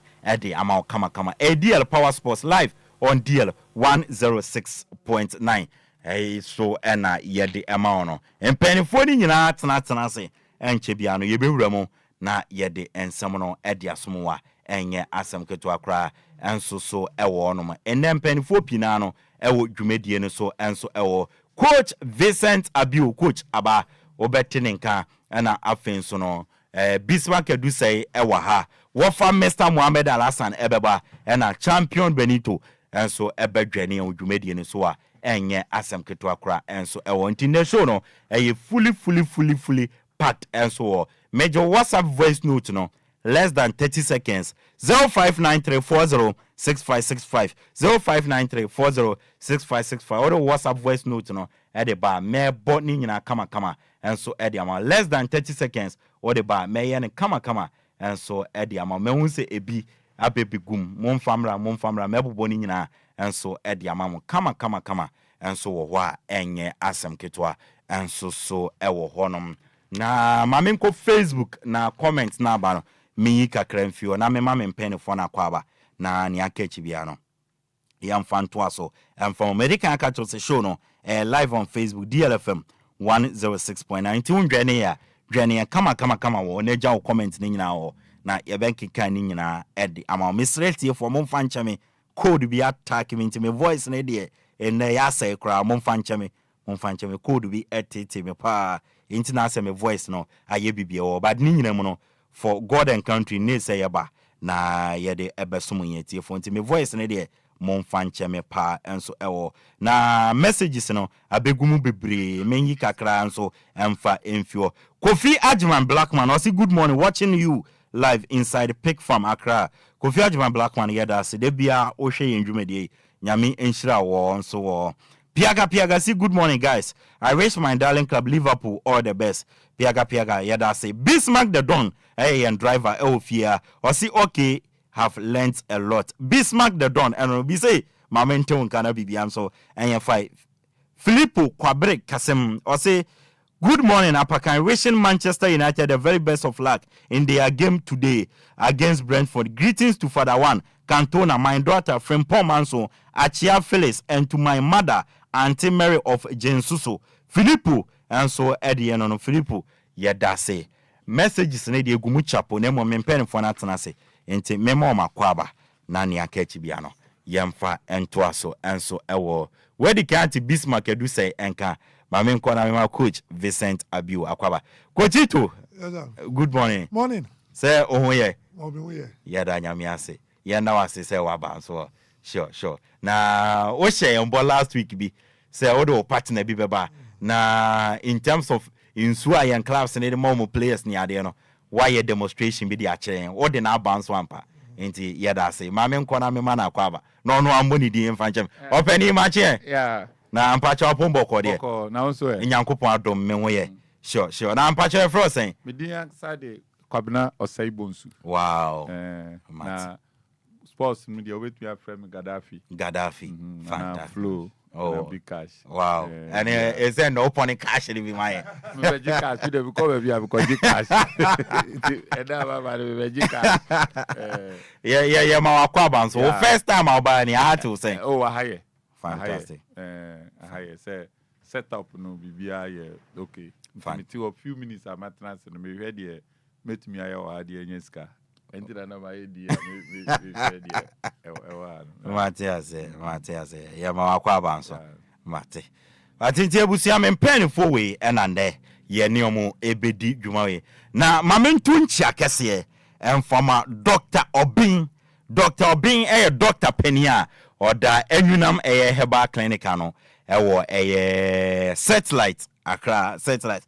Na doc biem kura na Dr. Tikem no tie no on a strong man and na etikem nti doc Dr. Obin of enunam heba center ewo satellite doc maminchiao na minchia strong man enso na bibia be fine enso eno Dr. Obin enso eno no Bismarck edu say bra I'm on a interest ka credit be 5 minutes be we there maminchia bra wenim be use some microphone we mo fama me Apakan me share Thomas Tuchel and he work for English national team football. Okay. I think say pressure pa na ebeba panine so because share English media no the way am more voice am one no share how am mpo am timi hype am players no bi am performance going do baby a na hype am do enti media English media ne dia am one no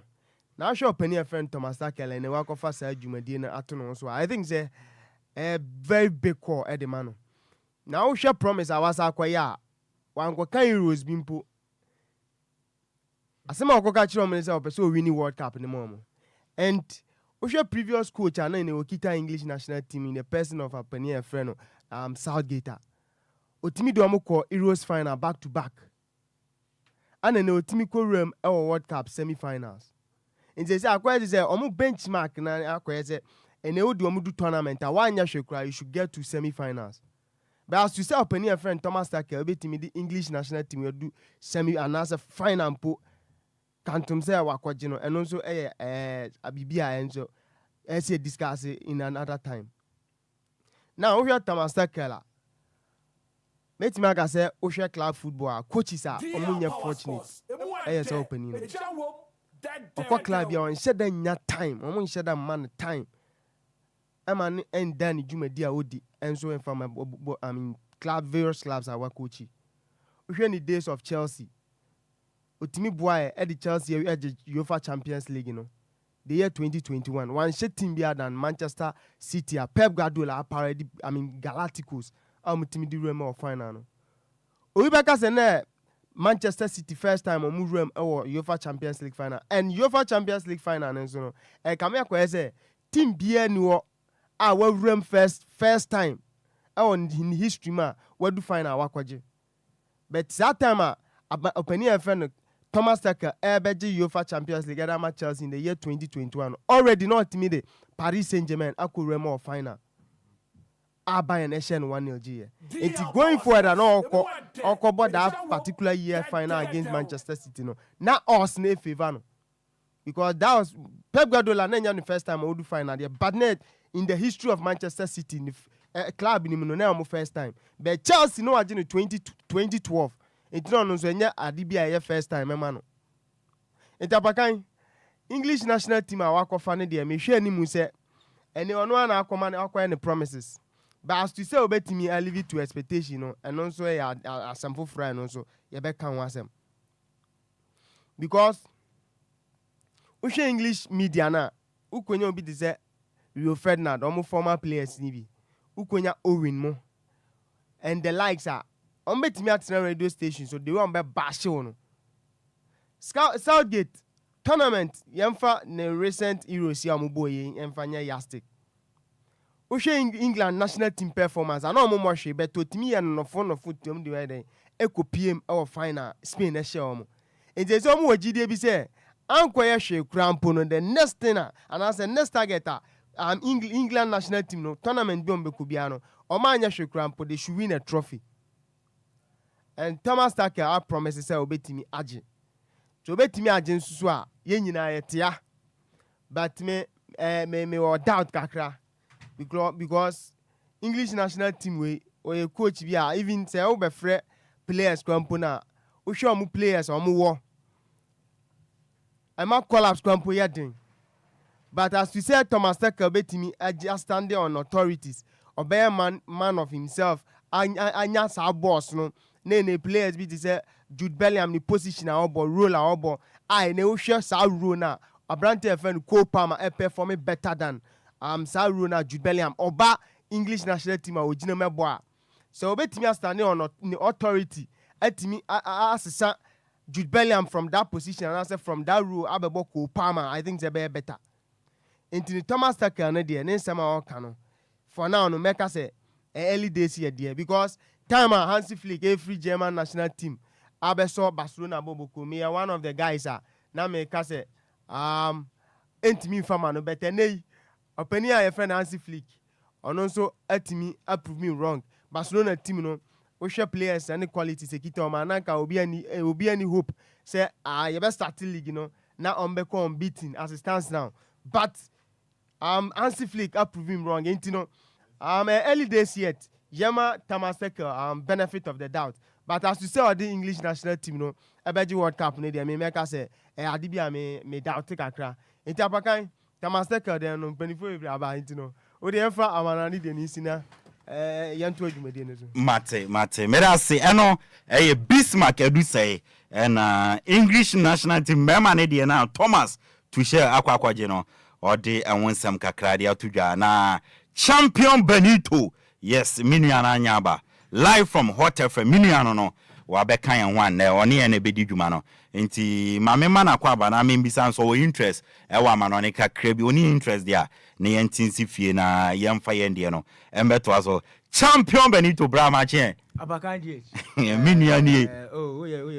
oye minua Pacha say bibia boko oh yes me no de ye chin enuanom kra ye traburo bi ni nua fantastic sure Chroma traffic ni ade na ye oh metiase see ya tuto aeroplane we say ni aye de drone so because so tika mu kwa by road dia den ya kakra be fa sure Ghana na say ye ne ye pebi make us say unam by road cramp traffic traffic in the becho that is my worry but ni nyina mbibia be fine sure bra minimum what rescue bi wo de na man busy mate na born be 5 minutes be my mate ne amra fi mate yenti o oni wati fo nyina ne nkofo ahwe on Facebook it's always a pleasure say you be join the show no most especially say me betum panyifo bi te say wa ha na ye kama pa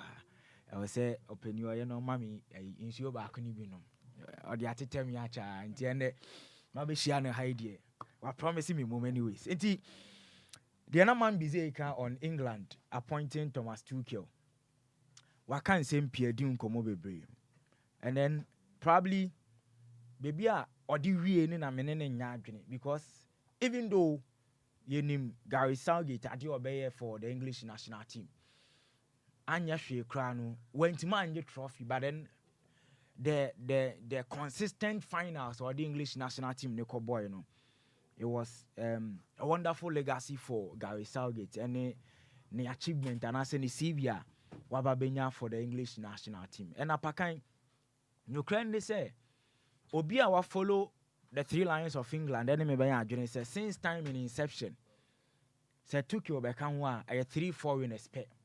And no matter pass it through the ranks, of which man busy did in a home come. At this point in time, for any former national English national and I say English nationals, the omoye coaches. Why and a bit about for England the Jumano? Aye, na empo that level la Gary Southgate you could do that consistent finance or more boy obet me do a makobi. And me ti idea. I come here me say obi any one mo obet my side any no.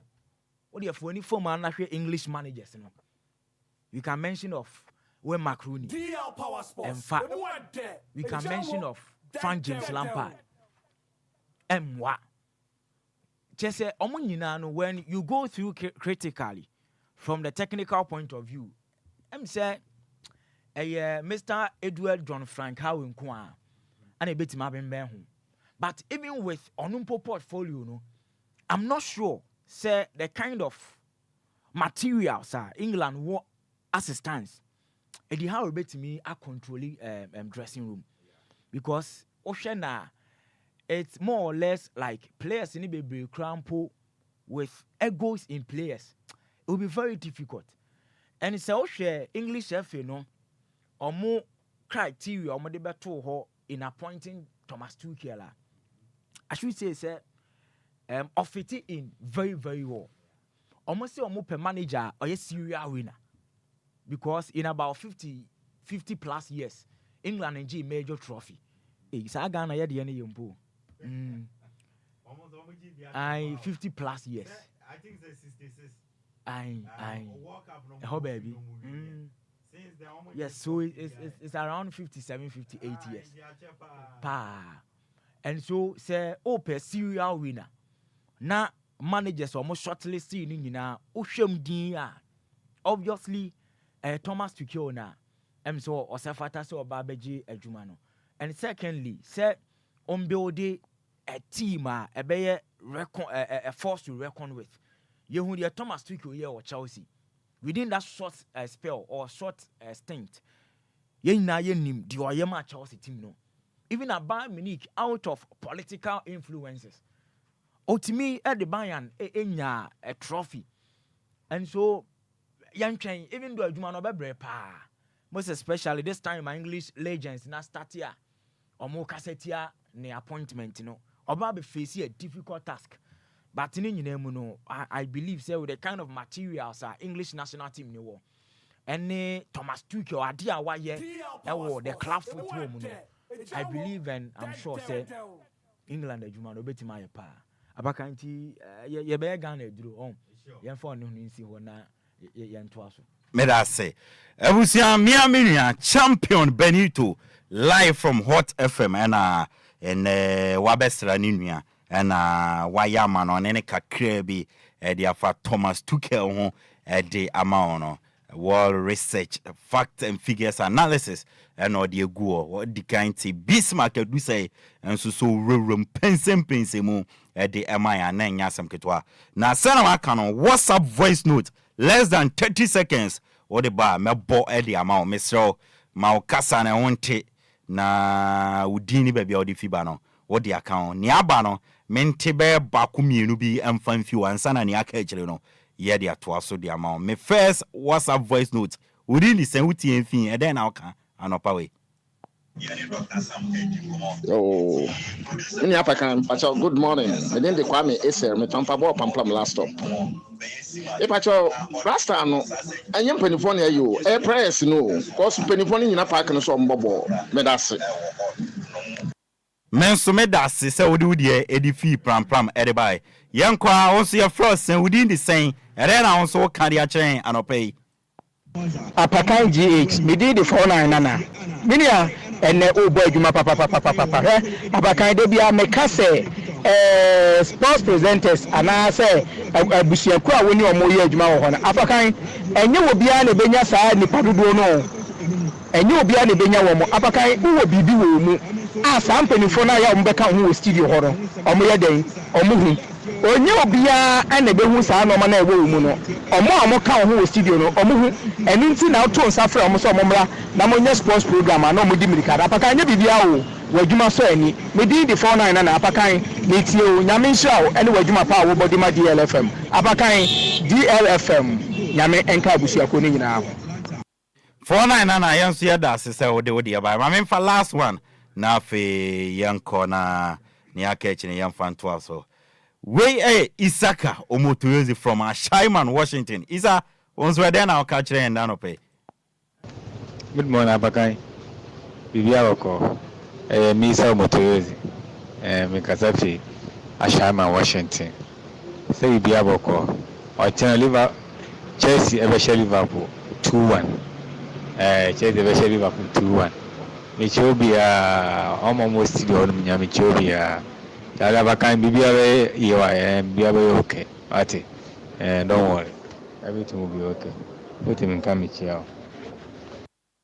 Isa menso mejo so menso michia and so intino WhatsApp voice no still na less than 30 seconds mema ne mburu 30 o ma ne mburu 30 e bia ne ntumi ambo 0593 406565 0593 406565 kind Ketsi DJ Marion Adaroma what the bar DJ Marion bebo ama kama enso so ewo baby adu idie ye tie sifie na ye di fie no ababeto so na ene Coach Vincent Abiu ehye yembo last week so be demonstration bi area che ene ni nyina won komo twetwen wo a ye be ne ye wonyama pinti ye bobo so tetetetew na ye nyabre tumi atesa nyama ni nyina enso edi afio na yemra fie na yemfa fie die no so emfa mbeto so emfama na say dia wuni say it's all about blasters na blasters re nyama enkoye mfama ye national team no kra ya Sudan ekobo ye wi akire no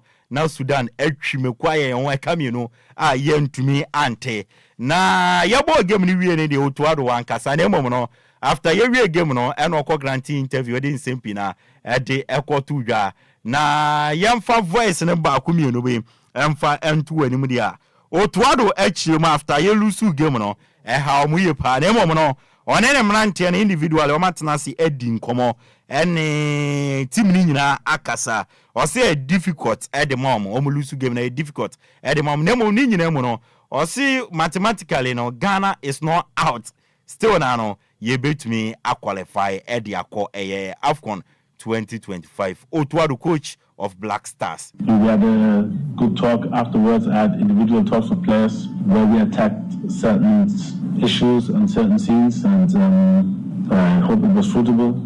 Everybody was down, and it was a really hard pill to take.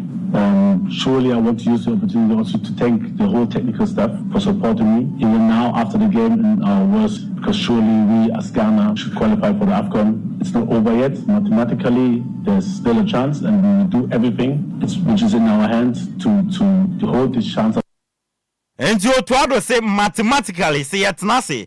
Na ya fa calculator na ya de pen nkrata aton na ya de bi kan na ya titibi film na ya yibi film ni ade o sister na no Ghana ye betuma qualify Otuaro masa o be sha show na guys mathematics no na baby edu na ya mathematics asem masa you people for munye serious na ya qualify ya mathematics asem bia Otuaro say na nyama nkoye mfama ni nyina na sha se e di fifie se na mpen for kan sabe se ya bodam di fifie ansa na ye kwa abonten enti yem failure to win home games no no na affecting ya ye kwa away games ya nya de baako say enti Otuado se mpempen so ya bedui ono de ohuni se yem failure to win home games no no na affecting ya ma ye kwa away so a enyama mfamfa ma ye no.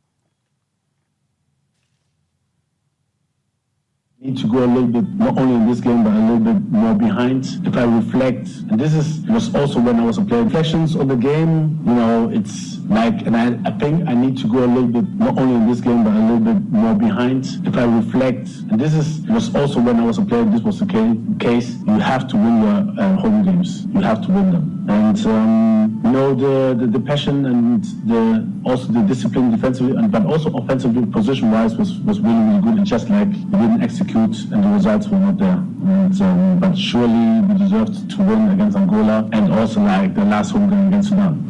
The reason I'm saying it, because it affects surely the tactical view of the away game when you have to win. And if you won't win your home games and make your homeworks, you can go tactically differently into the second matches, which we could. Black Stars of Ghana coach Otuado Enebusia Watenenka and so Emmanuel Ajimambedu, a former player of my Black Stars of Ghana 2009 Embra Yeji under 20 World Cup Egypt. Yababe the first ever African country to me Aji under 20 World Cup no on about final penalty kick no na owie no and all no na ohwe jubilation na efe brutal.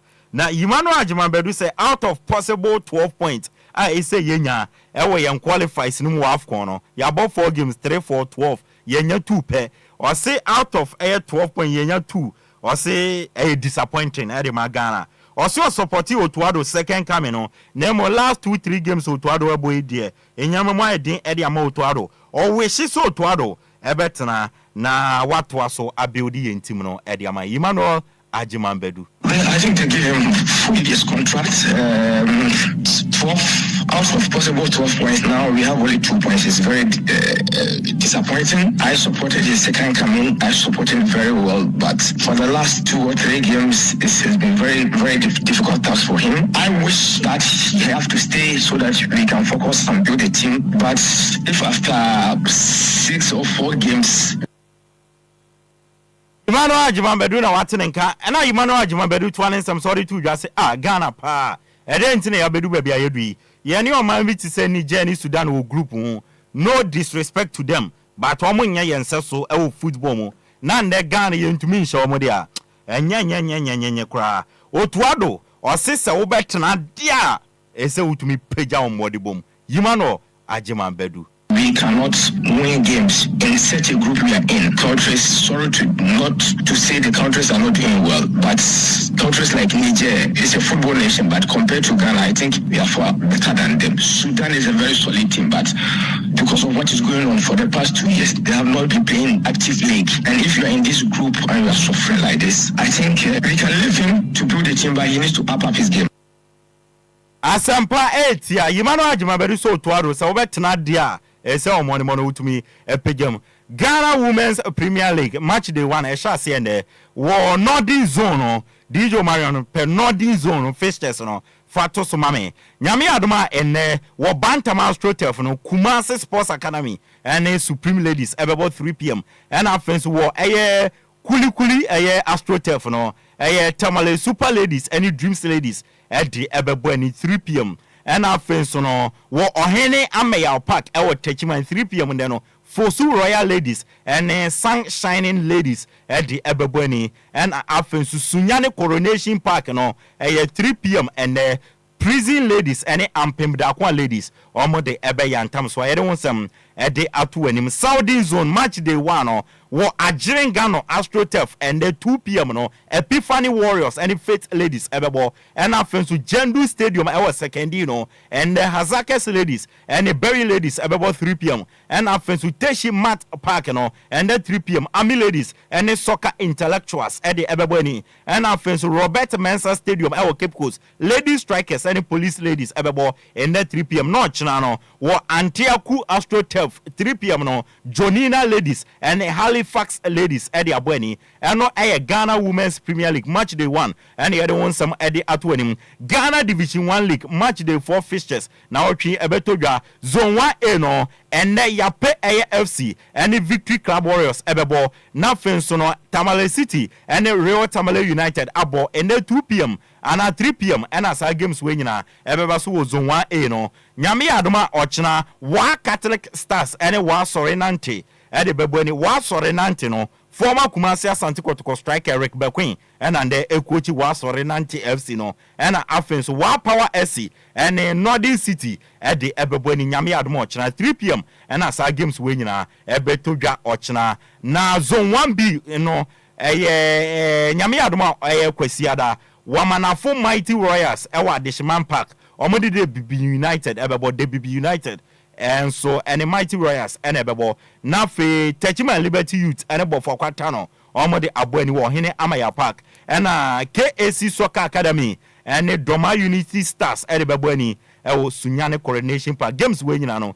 3 p.m. and Ebeba so zone 2 no say NT Nyame Admande Kim Pfizer and new Edubiasi Ebebo na secondary Rose Park and soccer intellectuals Omodi Abweni 3 p.m. and games mienwe ebetoga ochina enzima kotoko any UCC youngsters ebebo Asakem FC any secondary 11 ones ebebo Sky FC any Park Academy bebo Swedro All Blacks any Seshi All Stars bebo na Bekwa Heroes any Elimina Sharks ede abweni na Mysterious ebusia abonto adras omni Future Stars ede abweni nyame admo ochina games we nyina no 3 p.m. and our games no ebetumi abaso ewo zone 2 nyame admo cha zone 3 no nyame adma and the FC Nania ne Akachi All Stars bebo na Golden Kicks and so any bobo kwa ye fen Interlice at the abweni 3 p.m. and 2 games we ebekoso nde Ochina Kotoku Royals any Great Olympics bebo Home Stars and Rain Masters ebebo Huawei United any True Democracy bebo Kings Palace FC any Oko United ebebo games we ebekoso Ochina 3 p.m. na Juadano Kofodia Sempefi and Port City at the abweni na game we a local derby because Kofodia Sempefi no Omobom home games Kofodia na Port City so no omufi Kofodia tafo into when a local derby Juada and omode tata so wa enye asem ketwa Ghana Premier League match day 7 Nyame Adoma and University of Ghana Stadium 3 p.m. Accra Lions and the Young Apostles at the Babani ni Ajay Kraku the second sports complex Vision FC and Bechum United bebo 3 p.m. and games we be koso ne Ochina Lenkre Sports Stadium wo Boase Asante Kotoko ne Samates 1996 ebebo na Dreams FC and Heart of Folk abo Tuba Astro so na Nana Kramansa Park ewo nso atene nso ateman FC any Basicoli Stars ebebo Golden City Park Brekum Chelsea any Legon Cities ebebo Aliu Mama Sports Stadium Tamale Kara United any Heart of France ebebo na TNA Stadium ewo Takwano Mediama any Nations about 3 p.m. na Bebiani Dance Park ewo Bebiani Go Stars any Adriana Football Club omodi aboni games ebeba TV no and the University of Ghana Stadium 3 p.m. Accra Lions and the Young Apostles no ebeba ewo Bay na TV na TV we kura minti din da Bay na TV enu su free minti ni din da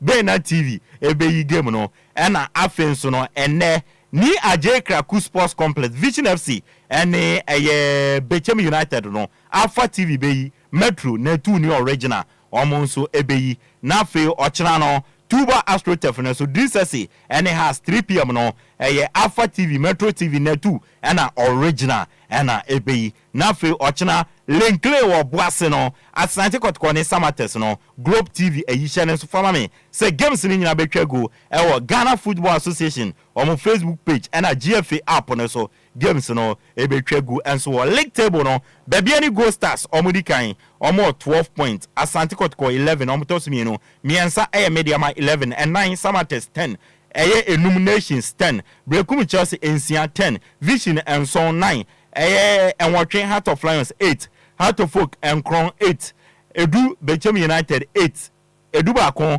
Inswateman 7 Edu Mienu Basicoli Star 7 Edu Miensa Eduana Football Club 6 Kara United Edu 9 Omo 5 Accra Lions Edunum Omo 6 Omo Eda relegation zone Young Apostles Edu Sian 5 points Dreams FC Edu on 3 points and Legon Cities Etwatwa Omo da 18th positioner Omo 1 point wo yede won sam ede atwenim enso wo enye asam ketwa na House of Folk ochina omo ni Dreams FC na ebo Abubakar Watara ye coach ede ma House of Folk o si Dreams FC no omo ye a very good team on to me underrate omo very good players were very good technical team na omo bibia de na kwam omo respect omo na momo no ochina House of Folk is going to win the game Abubakar Watara coach for House of Folk single match as a World Cup, it's like World Cup. You must prepare yourself to face all these difficulties. Against dreams, it's one of the best teams in Ghana League. I think the past season,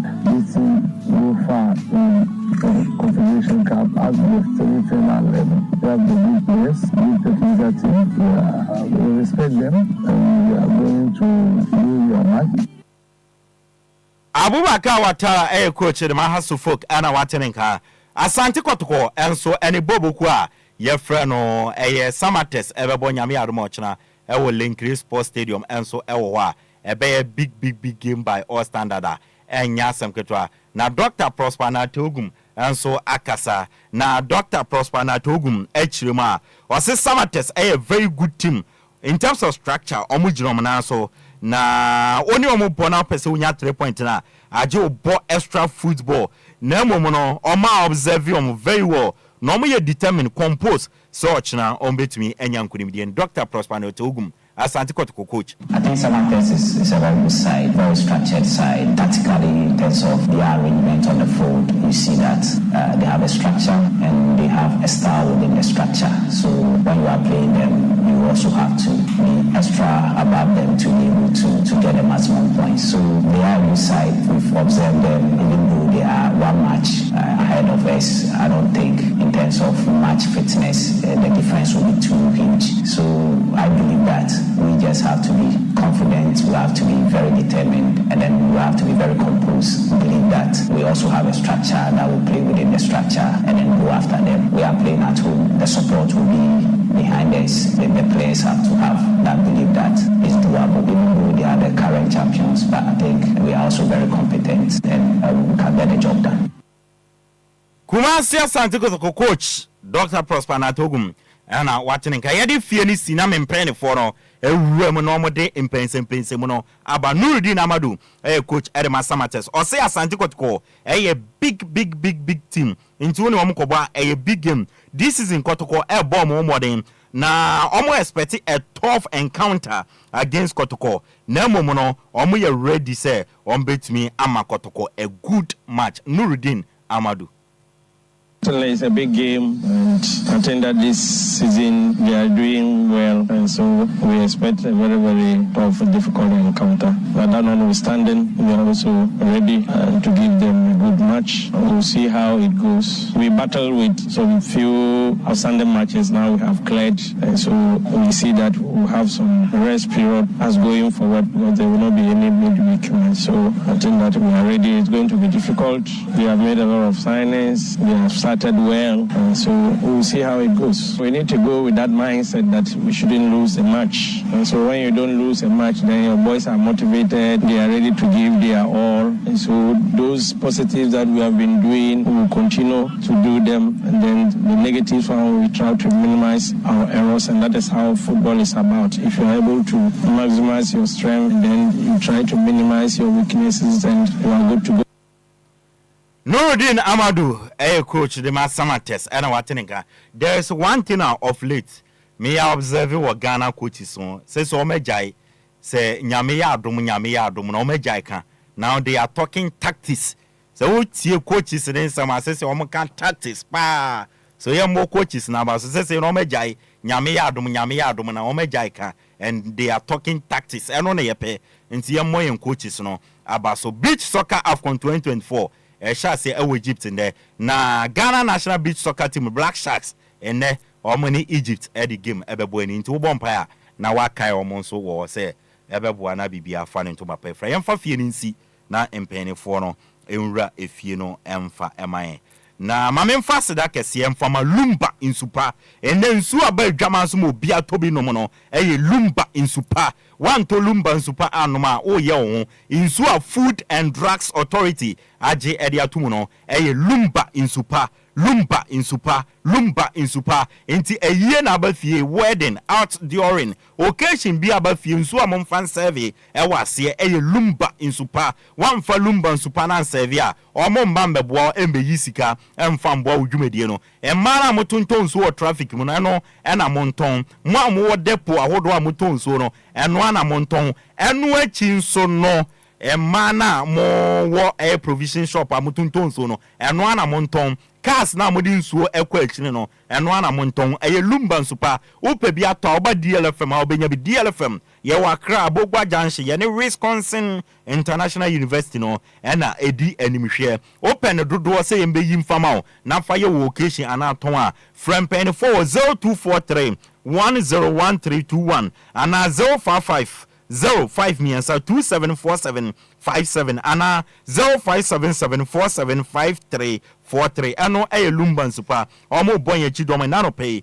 ema ye den nsem na bro na wiase obi abompa ya obompa esre nyame so ma ne lack na lack you you need to work for it before you get the lack ano nti na adwumakuo bi aba se sa lack na wa bompa ya ache no ye de sa lack na ba sa lack na chede pi wom sika wom ene nyama pi a ebetumi asesa wo hyebre na wo nso wafi hiamu sabe akosikam anani awo no ebi ba beka ho na wo nso wa be yeskani sa lack ne ya obeya ne se obefa wo phone no na obedial *712# *712# na watwa wo ticket akoso watwa egum da ye be draw no oye lucky a wo nso ba be ye odefo na osikasam ene wa brabo no etumpon and the lack ba kwa ye bompa sere nyame so ma ye nya no eno a the lack ne nso benya aje wo to ticket no *712# *712# na watwa ogum na watwa egum ye grand draw na obetumi enya sa wo lack na wo hyebre asesa the lack yes ana or say lack is everywhere when you afufuro pri omka ye koba ye de omo nsam eba besom aha DL oha ni nsia akiri ponkron DL Power Sports ene yeti nkunya so a ye de esom coach Vincent Abio atena so betenenka Gaddafi atena so betenenka champion Benito wa betenenka Bismarck Edusa betenenka ena wofa Mr. Mohammed Alasa obetenenka mi amedi dwumadi no chia medi ameje so no ayensu ano de hye Apakan GH the Blessed King and so webusia ye live on Facebook DLFM 106.9 coach Vincent Abio coach me sama wa kwa babiem ya mi joso sure coach ofa do se yedie simaka kra ode coach yenti ondadan na oni Gaddafi wode man oh ya woni ma bebre board ya hujuma na yedi sure from administration sponsorship to how things are done effectively of course and send a game neko you be my etiefo ati ase say the game moves in a particular direction and ya eba studio ya create that direction about 30 thousands of listeners now the ripple effect into game never cost you and cost you it depends on how we present the problem. Okay. The problems are mostly specialized areas problem.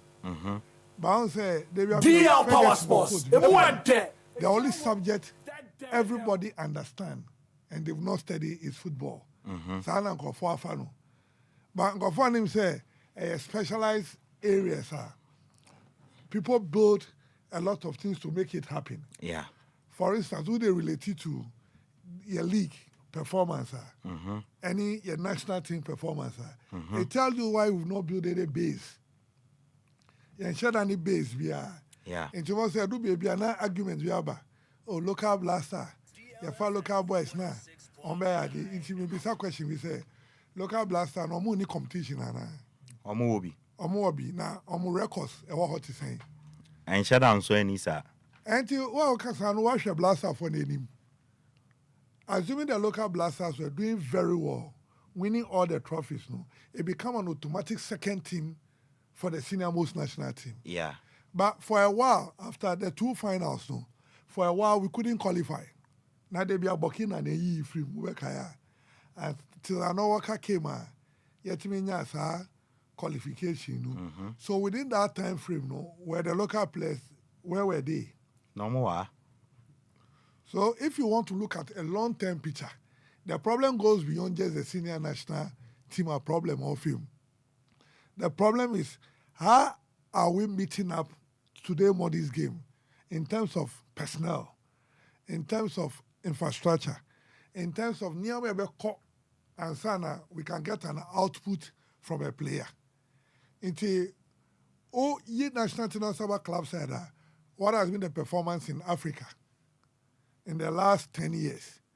over the last 10 years, your best performance every year, Dream Self CDA, ending of this particular Confederation Cup now, your boy and Zamalek uniform, And I will share the trend of teams. Anytime we play West Africa, East Africa teams, Ghanaian teams will go to the top. But we end our journey when we meet the North Africans. It tells you the amount of financial investment, scientific investment, are they able to derive the number of minutes players neighbor. So if we stay this way, we are going to be moving back and front. So we will have solution to our problems. I think last week, Saddam here reference to your recovery. And I was like, I say, Peter, I go soon, and then me one and only problem. And this is a picture. You need to type be. So how did we even train before going to the next game? What it means over 1 day, just 1 day now, mandatory for you to train. It is Monday training now, so 30 minutes, now 1 hour. And one of the game udi opponent bebo. So if we don't tell people the type of pitches we have, the behavior of the pitches, the hydro, the astro cry omu category, the hydro ni omu category. Obon say we go and we don't perform, and it look like the players are bad. But there are multiple factors affecting. So if we don't run the club side very well, we are not going to get the national team very well. But if we run it very well, we are able to get that blend. Into park na your ball sunu. So when describe it, I had to say your ball and yamu. And you say a good park a good park, but in design to make I to say to make our normal surface. So if we are able to do a proper blend and the league is good and we are doing well in Africa, the side effect now be right national team. International team is a mixture of players. But sometimes I am preaching for the same local players. No? The same people also doubt our players. No? Into some about confederation, no more to me. Untimi Sudanese team. What should say and then some local players 11 they can meet the same Sudanese team. Into our problem is when we don't go back to the base to tackle your problem, we say a person body moving in a particular direction. What are we looking for? Are we producing players to sell for now to make money? Are we producing a championship team? So you must know what you are producing before you can go out there and perform at the top. Yeah. But when we have a system where players are not being paid well, they are not being paid on time, they don't eat well, they don't do everything well, no, you cannot compete. Anything I read about Kukra and all the year where you film, yeah, born by more BIBO. Say you're born by more BIBO, and the coach is nearby, they should start from God again. Why are you the host requesting for prayer for team ball? They don't need it. What we need is Yashisha Nyamaye. Which is you start getting the results. And the results, and by 1 day, and by 1 time, there's a build-up you need to do. Fortunately for us, no, we don't have problem with talent. But that is where Ronaldo will tell you, talent has never been enough. LeBron James will tell you, talent has never been enough. It is what add up to the talent. And here, broad. So if we don't look at the game from that particular angle, send a game, we move scientifically. And we don't understand it that way. To bring that down to your main league, no. Once the league start doing very well and it gets to the top, no, what it means is you are rocking shoulders with the North Africans in terms of their Ubo, no. Into when you 2, 3, 4 top players become one, a max competition in that level, no. But since you're blending cry any year, because your players near low. I remember more last time. You show me this one, no, and I can't say. The rate at which these people were moving, you know, if they wish, they would have thrown in a towel. So, Obeka said, House of all players, they're not willing to play. Do you think, say, if I even want to lose a game, do you think I want 6 goals against me? No. Say me back here, me try now. I say, coach, no, and I call G6 no. Every defeat here, defeat. But I say, Yasha doing self-secret training, no. People see classify, say they did very well. Especially because of baby Omudu, you know. But defeat, defeat. But on say, baby Omu share House of Folks 6-1, no. And baby Omu share doing self-training, you know. even though all goals came, no, we still don't classify that one and say a humiliation. So no player or coach would like to go into a game. We don't do well. But if we don't do well, the same league I criticize is the same league you want to assemble players for your national team. Then you say, "Baba Echi." Now you admit to say there's something going wrong we are not seeing. And they are called wrong, no. They call Bechika Krawaj might be doing interview anymore. The moment you start talking and you still classify Sudan them as not your class, you are not going to outclass them. I don't know. They haven't got your team in China.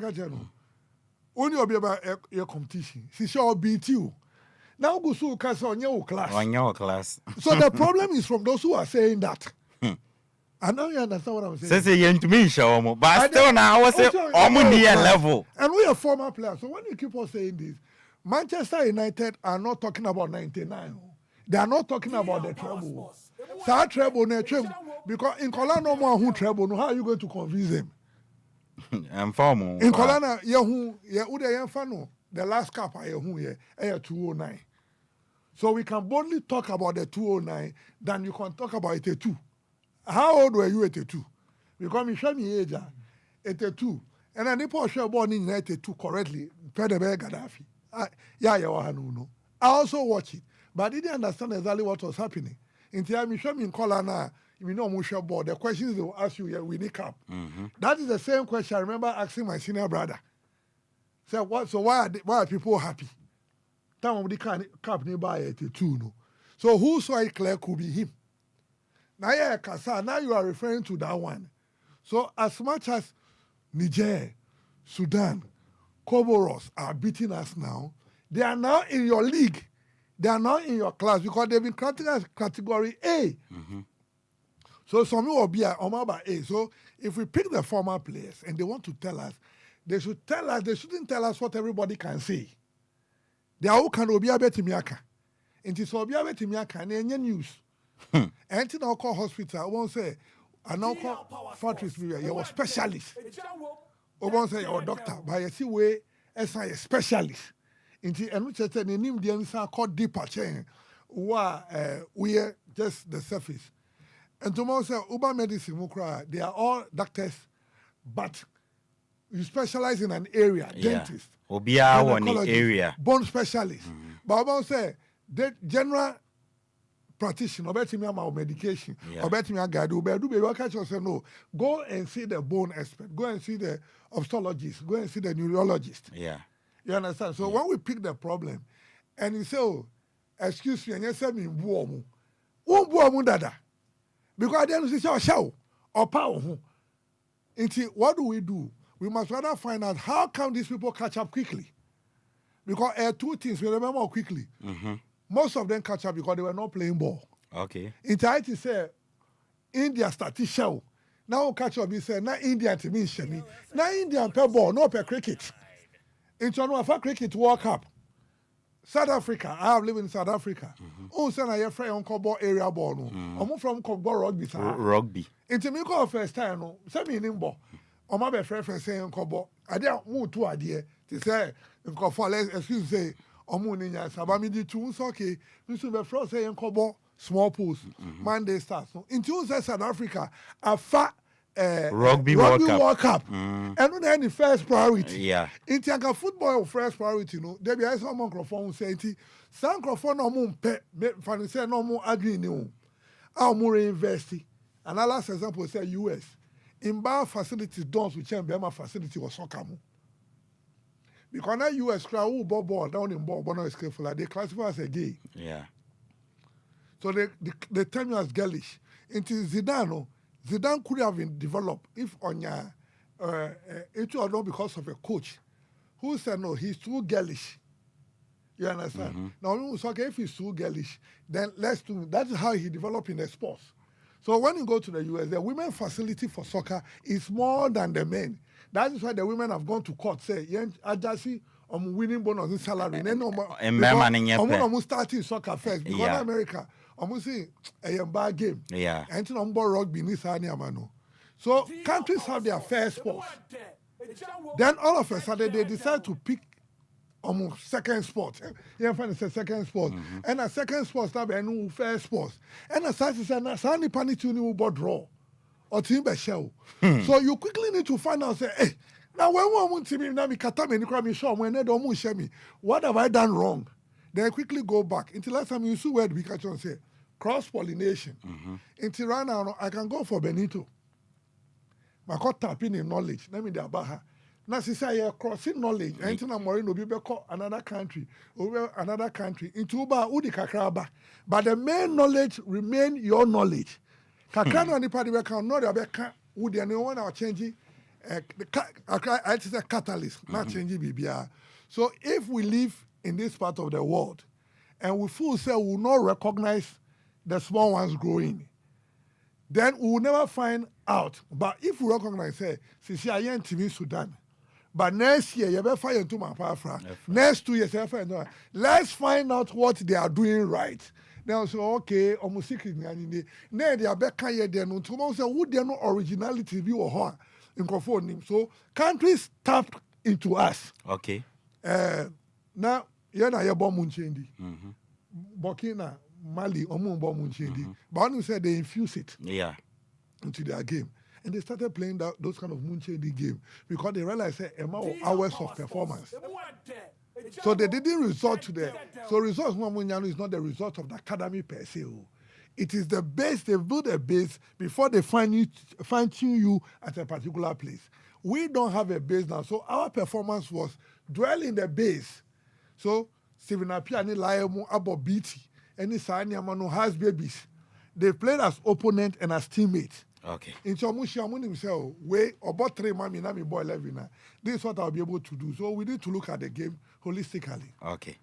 Mate. But I say I know your coach Vincent Abiu and I watching Mesa Banin champion me ba now maybe sense coach. Now what is the solution to our football? Wabubo biswa but message in a final comment on it say baby aya bedui ene baby aya we then assess ya yenye to get out of embarrassment na de ye and ya blasters in nkwa your national team ni baby ankoyi o mine ye football ni ta fam tam ene ubon black stars ye ombekwa kwa gigi o mani so a ne ya bo o mfimfram no ma betena se nti me baby ma baby sa coach say coach baby aya bedui then yenye because this embarrassment ni de ya ye mo Gaddafi fa kakra so so yo am say we intro no ka say coach kasa about issue say e be intimate be fa ho na and that ye nye test no issue no be kan wan sama na say we educate enipa na kakra so that say we ba na we test obeti the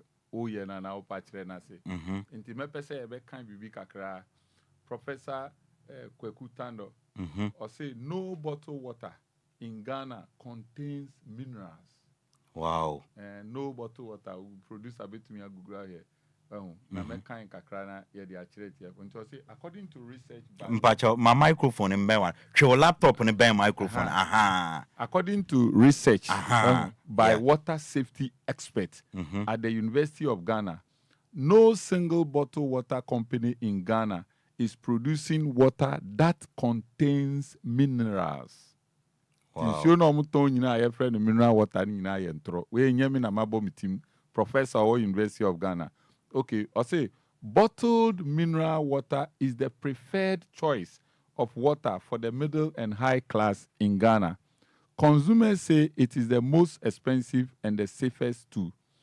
According to experts, those who have been consuming water labeled mineral water, thinking they will get useful minerals like calcium, magnesium, or iron to improve their health and nutrition should rethink it.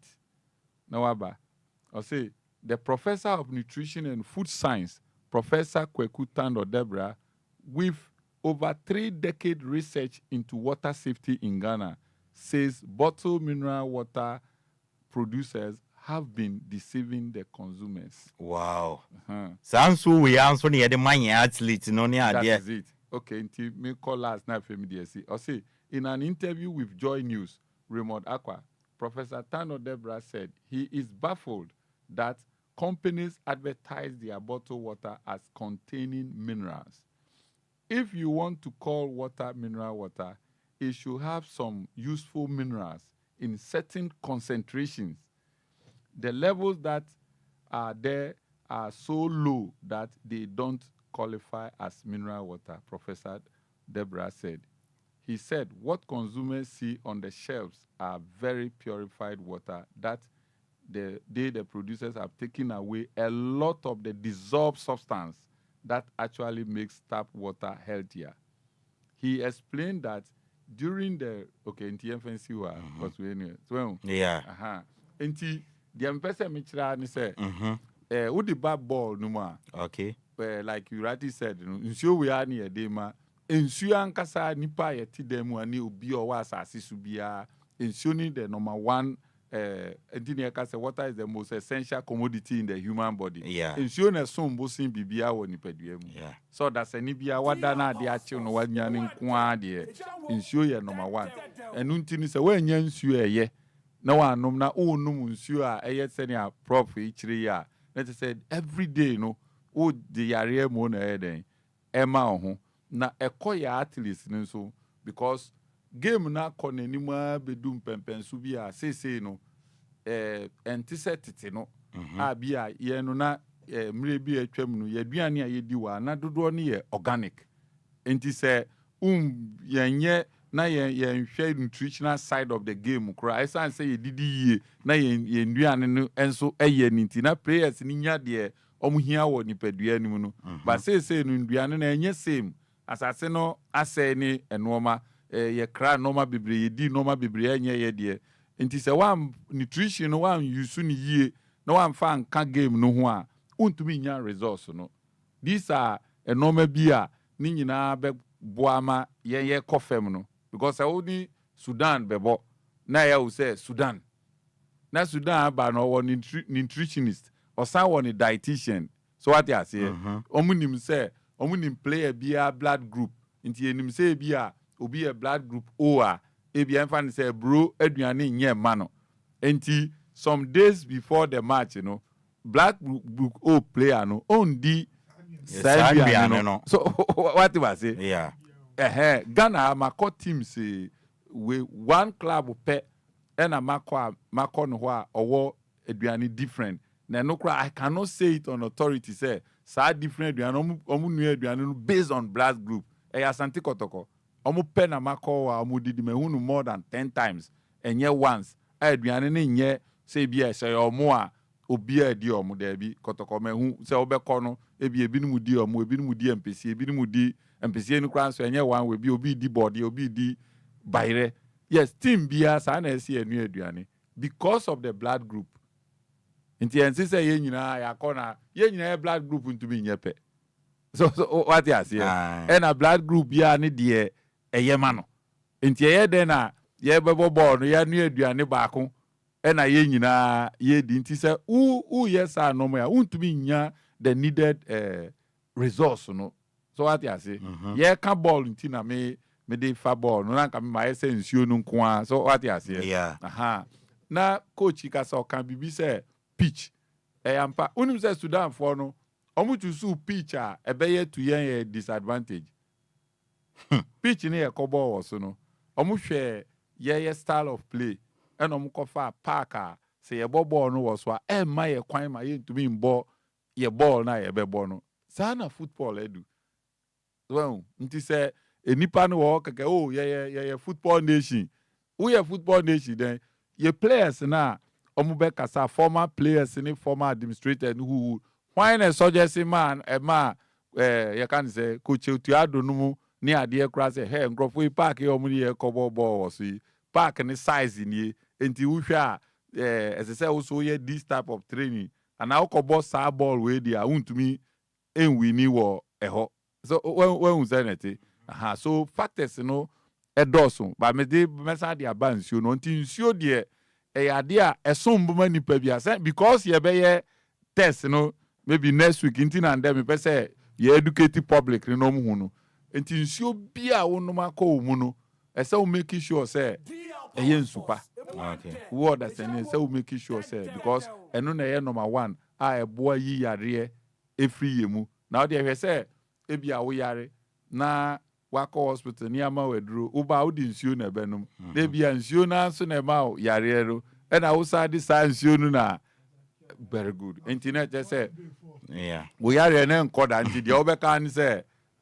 beifo but beifo bia ni ba bia me metwe ade a minji ndi kura ne bonsam bia ni ba bia there's nothing like bonsam wo ba bia ndi beifo bia ni ba bia nti no we need to look at it from that perspective, you know, say, as I say, obi oda sani bia uma ensio pa ade bia wo de ko mu.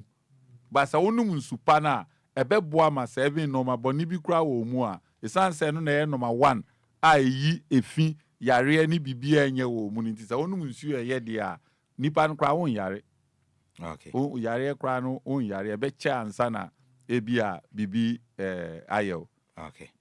Yada say eno Mr. Gaddafi na watene nkan o si nde no yem footballers na performance na enko se na yepe ne ade na ya bedu baby no football na du baby a enyama bebre abehihiem nti nsu ayen clubs ne kra de mom players enom ne ade ni nyina nya nsunsu aso nti ena we dedicate yen nti yen clubs no nsu amode mom players ne nom ne ade no kra no you should be very careful about it. I know and coach Vincent Abiu and Gaddafi educate at the afawan so na maminchi akasama for at the ma doing selfie champion by to say no free fa Yenchano another strong guy or how you brutal Otio show no or see what take bi mu na o ma biem ku ha o tumi say dream say team ni nyina o ma biem ku ha sa kra ne dey do weekends say dia oh na aha nyina ye dia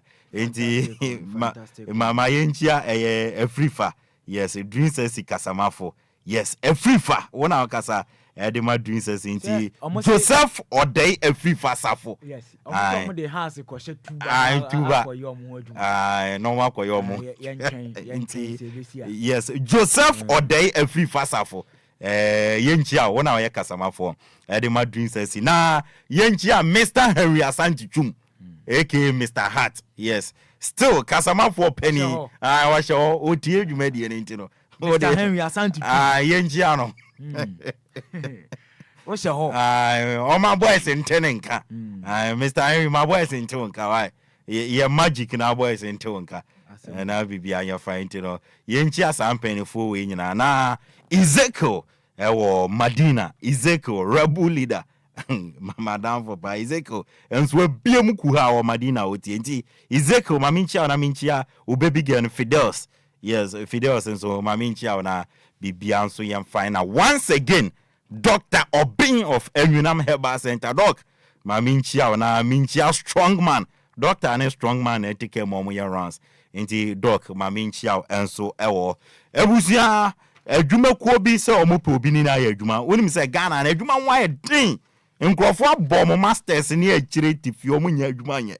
Inti Ejuma Kobi se omope nkrofo eni omo aye Ejuma na Ejuma koi omo ye nsuo nti omo se omo pe tricycle riders no omo ni omo aye adwuma as distributors enti utifie na unya adwuma ye na oni mabobo ya ni twinku ade a wato adi mema wa adwuma ye na no pay bra na oni omo me adwuma betua okaye na wanya bi ade ahwe wabusia na intentem so afra adwuma ku no na oni omo enkodi dwuma na wonso no wonsanko wa no 0243 101321 ana 0555 0 no about 5 miensa 74 and sorry 0555 0 no about 5 miensa 274757 0555 0 no about 5 miensa 274757 and 0577 475343 anu ye adwuma kuo bia omo ye nsu omo pe workers eni omo ye adwuma na sound masters any chrome pop Sound Masters any Chrome Pop at the Highlife Festival 2024 at the Ashesha so a 3-day back-to-back live band jam and because of sa Chrome Pop we now we say moton sa the frame ni DJ Omarion na yabaki kanyama edc ni wana Omarion go Omarion so be continue CEO of Chrome Pop utie na no pe na otwi e say o mama ni Omarion ni mi team no o my invitation na Yabeki Kanyama see anyone. Sound Masters and a Chrome Pop at the Highlife Festival 2024. No, 3 days back to back. highlife live band jam no mo de ahyehyɛ so na Friday adaha dance the only dance band in Ghana omo de be hyehyɛ so no November first Friday of November na Saturday no be hyehyɛ so November na no Saturday na wo mo na di kan na no the legendary Samuel Owusu ebeba abe performing enso ewo November na ye komu no ne Sunday na di kan na hwenkwan special anopa no na ye de ahyehyɛ so fufuo TZ omutuo kokonte and more ye de be hyehyɛ so evening enso twawanum special girls nko ye de be hyehyɛ so DJs on rotation DJ Mark Tonto sa DJ we minimum no baby but me refi baby ko minimum no DJ Mark Tonto e be kofodu ape na minimum no Foster Cartoon Alien and Lighter omu nyina ye DJs on be giram na ye de aba be hyehyɛ so official hype woman no Nana Mafuswa Hair Excellency no na dwumadi na hyase October sa yebe truama kwakosi 1st November 2024 from October 11th ye tuamu sa akwakosi 1st November 2024 for table reservations for 0244 62 1097 and 0558 639702 Mrs. Subium 0558 639702 eno sound masters any chrome pap before ameba champion Benito no Bismarck edu say mamintie wo fie Ghana Premier League games ewo and afenso no Blasters in sensem Emba League Division 1 baby a obefa kakre bi mamintie o Bismarck well Apakan yenti yancha atifo na Mr. Gaddafi Kasano concerning in so sensem I don't know the chrome why church or brofu bubom keke o say dey because o share researcher or say professor na stop substance say coming together na in so no yenya sa I mean amount of minerals woman e bit my friend no mineral water no ndu et me buza say et bibi say no ya Ghana Standard Authority no almost share sa na manema we nyina mo consider Ghana always scout to me ye bibia ma say FDA hwem approve say ade ne betimi abadwama Ghana Standard Authority because minerals are here say nso ni benya na ya free ade say mineral water no enia then why do you say it's a mineral water and them would deceive consumers about am deceive consumers. I don't know, say brofo na church bom keke na da ba bonten ana because say oh you the bibi ba bonten it should be legit. What you say? Intini yes omo nom Lumba nsupa no.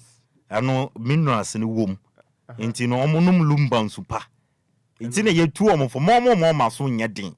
Mo nom Lumba nsupa. Do na kidney problems and go for lungs ni sana man ni nyina fisa. Yeah. Intini ye tu omo for no. Efiti nneko. Nsuo na obi anu mo nyai. No mpe Lumba nsupa no. Akwa ze kromu anzo obi kita bottle water indirectly ya gas nipa no ho tono. Because I hype bottle water into the stand say maybe this is my first time I met you BBC. And there was a mood deceive. Okay. What you say? And this na kana Lumba nsupa na. Sure. Mayenti wa kakre bi mi. Emefa Gaka penny no week we mun komo a ko di say curtain resign. Mr. Kujofiano. Yes. Now, Kakra American say, Tronica say me say, you when soon puna, and son of Wako Union Codia. Sebi o Gaka na o Shasono, and a Gaka top 4 near Bo Crudio Muano. From time, I mean, past now, no. Gaka na Lucy, Nenimunyama, Yenimu Krumwa. Gaka top 4. First no early 2000s no eba no so be airborne league now and je crampa or born woman they say obe rat top form because of say at the end of the season obe Gaka top 4 and you never testify to the fact that say now we league ni through Gaka top 4 and na competitive and the season ni be we bia obi ahwe ni mu say wan je league ni kura top 4 so room and uko ekati across I mean the globe uko various leagues are across the globe. Obi Ange League ni ko make sure say top 4 there. Obama Nice fans are there. I am proud of. So yetimi bo top 4 into ko Europe Champions League. Top 5 major leagues all across Europe no. Ubo top 4 obviously. Okobo Champions League. And they thought a Gaka na te saying. Gaka na league no teams no problems be more. And the Americans made a Subwana and a Ghana league in made the Suboni be Gaka. It all sector now Western sebi it's questionable. Now the question will be say on resigning. I think say I said before see a back can be see a share the answer. Oh, show fear ye sebi go kwabon tell to before. And one funny aspect of Ghana football is as a I don't know, people see themselves as enemies. Sebi and penny for them DNA no. And to be honest, we better throw shit. Later now we have responded. We say on also FIFA abandon or else in na brabum come like when you now constitute my the betterment of airborne. Into they be pandit better various radio studios. Football having fans be free. I mean stakeholders and so the imagine chebe but I don't know you made the show monsa they are not ready to help us. And coach betimi atena akasa chire solutions but those in charge yes I'm ready some befa me maka obi ti say coach monfa no yen technical director na we efe wo no monfa coach nche wo muntua ne ka no ne technical director nya adwuma obi ti say wo fa Mr. Mohamed Alasa Gaddafi num omo ideas wo knowledge no I sempen for form de omo bomb board ni omo ye adwuma bo ama yen football ni tumpon but sankrofwe wo omo consult wom the question is only be yen football na bedu onipa no in charge no nya ready so obeboa wo yen football owners ne any club owners no enye Gaddafi num na ka ball no say 3 point na na adwen but in so kura mo players ko bobo omo no mo adwen ho aduane omo di mo adwen sa nyama we nyina ye wo expert why don't you bring them on board? They are not ready to help. Ready. They are fighting themselves. FA president because I can't work with my enemies. Meanwhile, say Ghana football is not a bona fide property because it's yours. No enemies in you. And another coach Kasano. Or say or make an example like Obet Tapi Benito and knowledge. Sani ya there. So person didn't ya. Sani ya there. Timpenifo is a priority back ukabu membu. It is how Penifona even during GFA presidency in the camp, one must stand there as parents. You could share an amponsa the performance of Kumasa Santoko. Share number of sponsorship with Yama team. With your bus during COVID time, a bus or the buy. Who ran inside a sanitizer or the sanitizer. I mean, these are personalities. I'm more knowledge in the game. You could draw them to yourself. Jobi adwin chire. But yen penifo no mu die agudi nanim. They are not ready. Omo ready so omo agudi no. Ntino dan da week in week out. You better studios, various studios, various shows so. Akasa say ya enko bia because finally there. So what I'm saying is me during that time I know mo be to abano. Get your one personality and I me advocate is on winning. Because of the communication skill. So on the first time, na Blasters of Ghana, tension, warm, na fans no air then, bui, national team no. Your first game of Kumasi, they were a pulley crowd. Or various studios, they were a pulley crowd. Now me advocate, he's a cat, and he's a right man for the job. But me I disappointed. Baby, I do Bismarck. Yaka problems yen problems and then yen football egu solution in the same solution is so solution in the don't have anything like enemies. The thing is for Ghana, and as a matter of fact Bibiano Ghana first share so sure MTN FA Cup enya nanim nyina ket kan hu last time Mr. Mohamed Alasa kan so no board ni so ket kan hu MTN FA Cup MTN FA Cup and I train make my authority say MTN FA Cup competitive SN league able ket kan hu bi so dama oni madia no he knows what's right and you na say be na po you be ka say you be kire me bi ket himself knows what's right what's good for us onim he knows the problem he knows the solution ebi ametima say deliberate actions seriously say selfish interest and now say be ana minim Ghana say no so obi petumi a nim dia no o hwe ne kasa better ko transfer minim za honhum bi si Ghana like yempani die na konwa bi a better honhum bi te so a because mo kodu as na nimde ne sa I mean akwankyere na omde two kwam so mba be na say ayira now Ket has deviated from all that he said.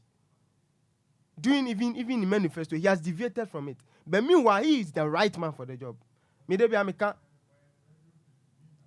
because I mean, I'm not stand there. Obani there, yeah, funny man be because unti mean time baby. I did the to. I say obi tia him fi was sumana obi wa quantum. I did the buy ufra quantum so be you know. I'm no more football fraternity na no bet me. You understand? And you know, they can say any question who will be say enemy, and now criticize a pen or they tag you as an enemy, indirectly enemy, but which is wrong. Some in Pentecost do you send him send a church here? Oh, yeah, no, for now, more actually, no more, almost no more than on back correct. So you don't have anything like enemies. Okay, you should bring those people together, and Pentecost now more dear good in the match, and you should bring them together. Then obi agent say be obi input no, you should take it. And again, born I say yo, and enya bon kwa. Funny enough, enya bon kwa. Baby, the sporting activity, sporting I mean fraternity, ni nyina say. Matia say. You know, yesterday, na minister no so dey menim say be Nana do dan kwa Akufo-Addo His Excellency, or the breast or the be punish there. Minister of Youth and Sports, menim say or appointing say for punishment of Ghana there. Say omo pay football no there. I don't know. Because it is a minister, yeah, appointed coach because like who does that? Taxpayers' money, and she under 20, over bubble Togo. She baby have a bubble Togo. Also preparation. Okobo against Germany or Sweden. Who does that? And Uka could be some minister and say he doesn't even know. So are you there to you know to make up the numbers and I say to fill in space? Who perform it? Matter. What does it? Yeah. It Apakan with the young and I can on penny from Fabin count. May I say, I know a Bismarck Rusay and Martin and Ghana champion Benito. Champion everywhere you're there. Baby, I am football, I'll be doing you Benito. Blasters after the AFCON qualify cry. I had the end of my then I'll be doing and young chef solution. What's the way forward for our football champion Benito? Apakan made us say, na my main child knew what TFO in any on show on Facebook. Ya can be brave. DL Power Sports. The Empenifo na canina, Musume can be a fool and I may be a social. You see, no crew woman say. So because the managers of our national team or the managers of our sports, so many solutions to problems you are here, Kenya. Personally, Minister any background and yard. Men's many way agree, pa. The anti-America signing in and say, one. Yem we say a humpo say, ya giatum says he see no, ya football no, a kofem. Say ya jituma, and ye be the way forward. But baby, I mean me tine nioma me huni die. It is as though the managers of our sports and into Musa. Say any a work from Hano. And ye jatum so see your football na say. But Apakan no crew won't pardon say. The standards of our sports have fallen flat. Now coach Vincent cast him here. I am in the part. It shoot me very well. Yeah, the boy and what's for him. Say your footballing country. I no clear. But at this material moment, Sadi any new hope. Unim the India. I do catch the or mind be on the scale of preference.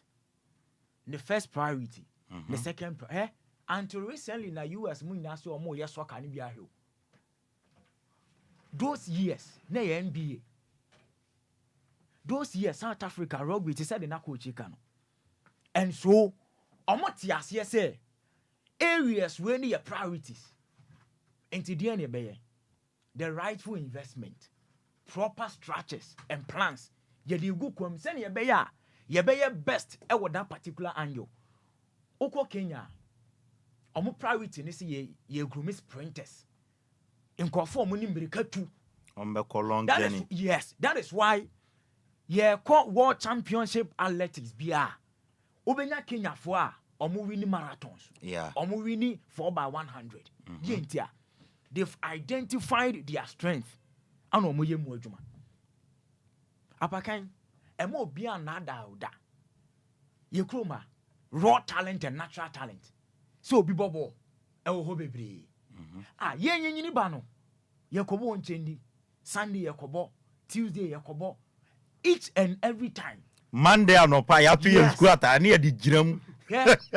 Time ye go school ye see ye koye physical education. Obia ba e your football boot no de ba. Odeba. Gentia. We've identified say yes your priority e your ball. That is football. But you must say within this period Diana ya ni better your football arena na say ecosystem no. Apakan you bet mark Kensi Studia. So within that period I hear describing it say it was our glory days, you know. I'm say ebeto yen and ye embrace ye. Because sena your projections and as a proper structures ne plan within that time ebian kamba bedune. I agree to the fact say area say my little knowledge in economics tells me that whenever every commodity reaches the highest point, there can say be falling. I agree to that fact. But idea may who say commodity A or organization A, our proper structures and projection for the future.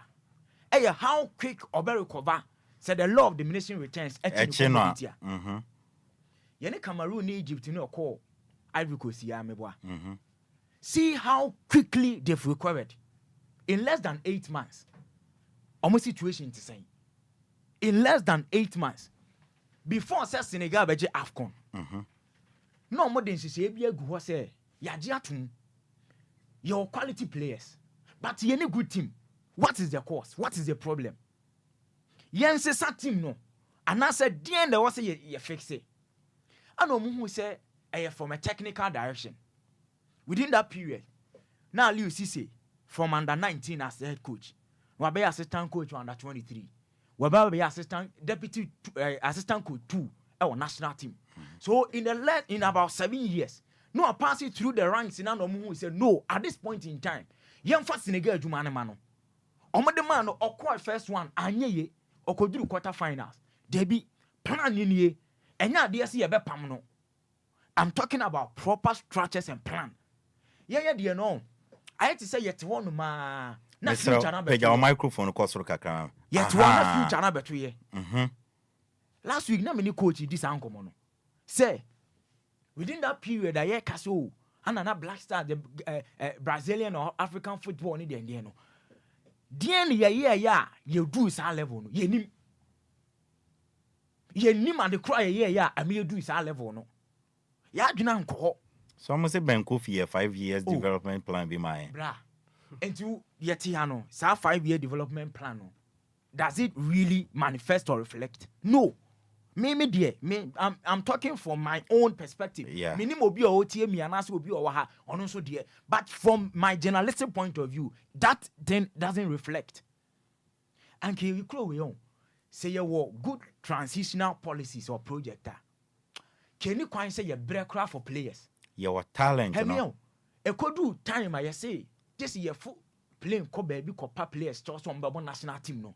And I'm who say problem be all. No. A do some level now when I make deep to me said that be a DBSC oh your football nima. We need to fix that thing. And Apakan, I say we can on so many platforms. Say to me, say Ghana and AFCON 2025. It will be the best thing that happened to your football in the last 10 years.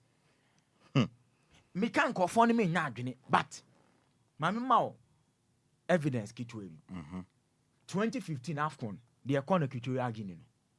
To me, it was the best AFCON after 82 near Kwajeno. I Ghanaian, even though I agreed. And where squad maybe no so. But that 2015 movement, it was the best AFCON movement I Ghana ni bia ehun ye apart from 82 Ekwaje.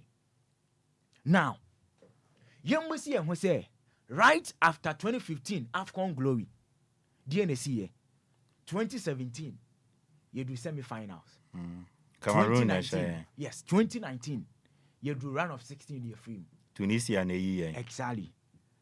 The subsequent one, group stages. The subsequent one in Ivory Coast, group stages. Comoros and yes, way. Magiatum say from 2006 we were on ascendancy near Foucault, but because we didn't have an ideal project for your national team, no, you say oh you do enti ye ko yenim whereas ni any project bia e back is our success no he before say ye ko 2006 na ya Messi out 2004 AFCON ya Tunisia for no host you know before that period na Derek Boateng asamoja mo squad no arise from the youth system and Mbappe run the national team. It was through this same squad and you push you out to 2006 World Cup. Into one project na make one sem. Yeah. So from that period, na ki ati ase say okay, yeah dey be say no, aboy a national team no. Adenti na yem put it in a manifesting effort ewum. Say na be ye boy. But yem paying for within that period. Oh, your first qualification World Cup, you do home. And would you imagine Obiambo World Cup dan wa back do that point. Oh ye nipa. Oh yeah, then you'll be carried away. Oh yeah, then you'll be carried away. But ni refi who say, on for success to just come to you. No, you work for it. Yes. And the time I had the luckiest idea, no, okay, say me name de. Luck, homo bia. But omo mo be enjoying it are those who work towards it. Yeah. Assembly in any. Assembly in any. And so say yan to me say, no cream at this point. Your quality players everywhere. But your football no, ye po, descended, confirm. Diani yenye. Ebi na coach ye can he Africa ha. Say adie bi jiguni ye pese original ha. Anya hwe Senegal, Egypt, Algeria, Tunisia. These people oma ye me ye hu ekwen ye fa so ye no. Ye side ne enioma too. It is either obenya a proper plan for a national team. No, you must see and say Ghana as a country, you plan for the national team. Ebi ni ho. Ye ni bi. Ebi ni ho. By our technical director. Yeah, football DNA book. No, you must see and say you the year juma na. Ya try to we find year juma. Yet we expecting say adie na yenye ho adwuma no ye benya ho results ensi. Is it because Benito yen technical director na on put these plans in place and also the man for no mo mfa nya adwuma enti na ma make catch you say obi o ye manager of our football no be ka say onim solutions to your problems no. It's a big lie. Omunim pa omunim. Yes, they know enti die enti na ye nim ne mfa nya adwuma. Apart from plan out the two, the second option is this. South Africa, you be my including Sudan. Oma you be my who say, at any point in time, a national team me be confirm no. You should rely on your local league. Send your beya, ube push us some wajan from Liberty. Anya she ube push us in Afo from Kotoko, Samoinku from Kotoko. Who push your man Antoniano from Haas. They report him from Liberty. Then no one more that proper orientation. Now you marry a national team. Such options two way. You must say, are we ready to offer these options? No. That is our problem. And Apakan said, you have solutions when you know so. Now in Penyumfo no more the managers of ni idea ye ken omonya so mo de be ye adwuma ye be can I waste time I use time from various studios. There is nowhere in say be beba emi maka enye se ye sacrifice ko to adom ko a and ya solve problem no problem this is here goes beyond sacking of coaches. Because we've seen in time immemorial. A see ya na ni akwati committee yem pam coach. Ye pam coach na ni akwa the same problem na da ho. Ade ba ko na ne ya yesa. I understand. Aya coaches no. Aya me dear home. The moment Anioma be say it na the first personality you sacrifice you your coaches. But a bit me cramp say e be crampa na coach influence on South failure no very minimal. But unfortunately, a see ya coach ni apamu. A see ya coach ni a sacrifice. Okay? I did see your man in 2001. Yeja the late Cesar took a few coin.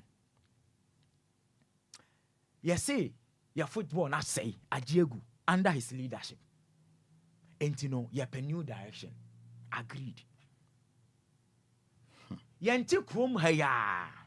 And in 2004, or the Benin team no qualify for AFCON. And yes, similar to Kwesi Appiah situation. Yeah. So no see around 2021. You see, Coach Kwesi Appiah on yadie onko in about 3-4 years. And on this Sudan they qualify for AFCON. Ghana dear, or me mathematically, Coach Otuado, he's trying to massage the situation. But here, you must say, oh, the young simple calculation. Here 6 points, and they are qualified. Enemy here 1 point. Why know what the highest possibilities to qualify? Major to himself football will be at Messi. I dear be a bit Messi in football. But on the norm, all things being equal, here 6 points are qualified. Obi here 1 point. Why know what the highest probabilities to be qualified? No, and your 1 point, obviously. And the young say, AFCON. Me baby am person me. Once a coach in top pressure the amano. Me baby am Ghana for false hope. Mathematically say. Baby am person me different. Let's accept this fact. Say your national team no, your performance in AFCON the last 4-5 editions and you're the best. So this time Yemfa plan A, plan B into aquarium. Send your beya, you be concentrating on the World Cup. Now you use the World Cup as a recovery state. Near fancy say a national team no. Because see anya the sana you know your horse reni as you chin beko AFCON, you beko AFCON. Hey, AFCON with a group of Cape Verde, Mozambique, Egypt. You qualify you. You really abeka che you say. Enquires we no mashe ni ye PS. Come on your PS ba washo. Na coach. Na coach ikano. O say almost say so you are still there say almost in class, almost in level. And so almost show. Level no washo.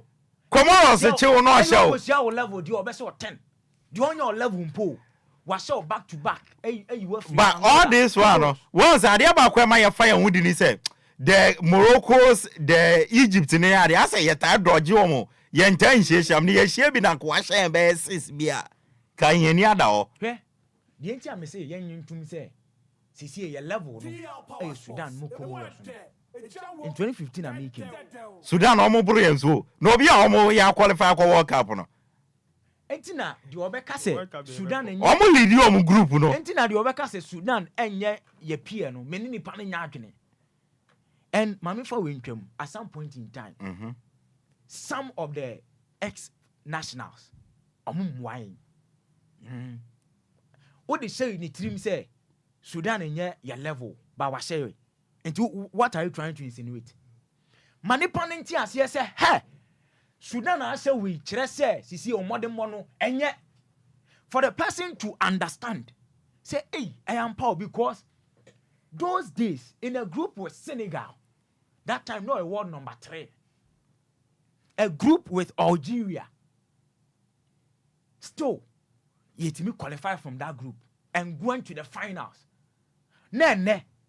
Oh, Mozambique. Come on.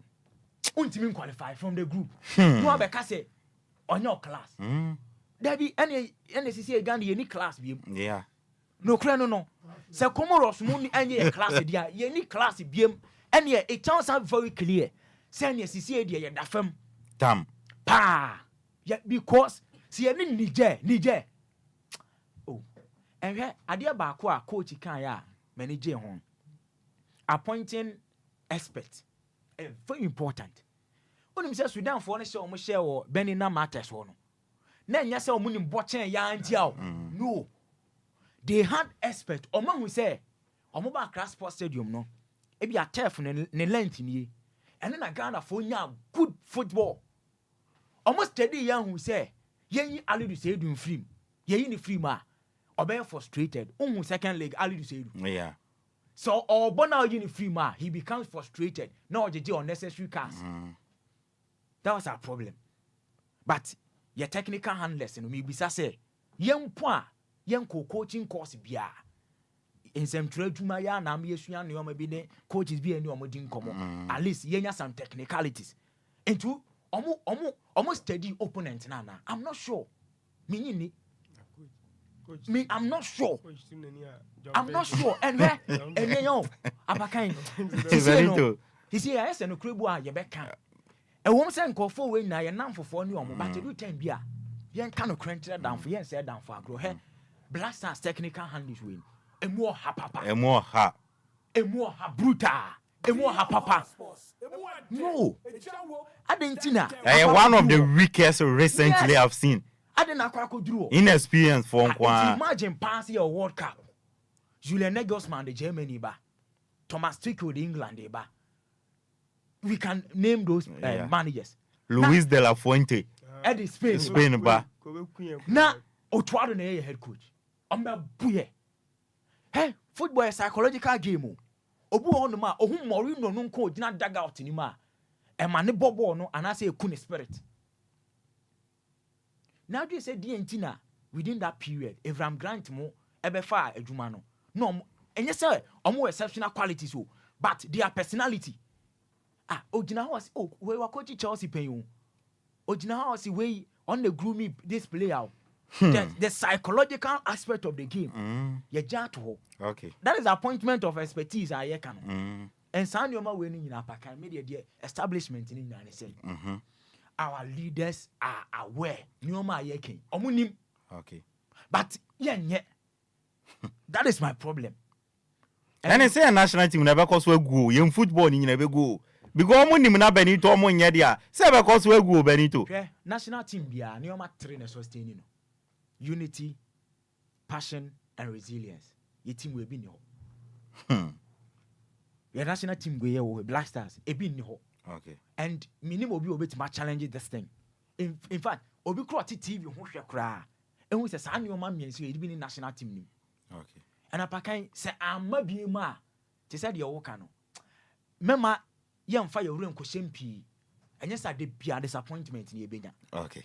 But I say, I know a champion Benito, Miami no life and what Dragum, what train, yet be do baby, any solutions, champion Benito in-depth analysis or the go Eddie my Enchibiano, yeah, best sorry swan or Enchibia, yeah, the farmer course and a cacania sorry. So, coach, my solution is Cacrena, Yanni and Fetty for coach, baby, I do then is a no, baby, I do you do assessment and evaluation into any year on money and you say anything.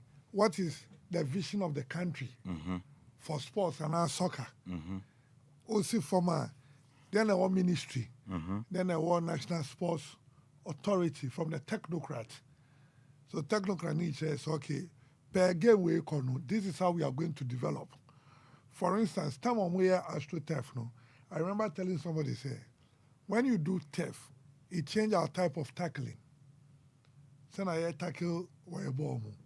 Yeah, midfielders mostly like going down to win, to dispossess you.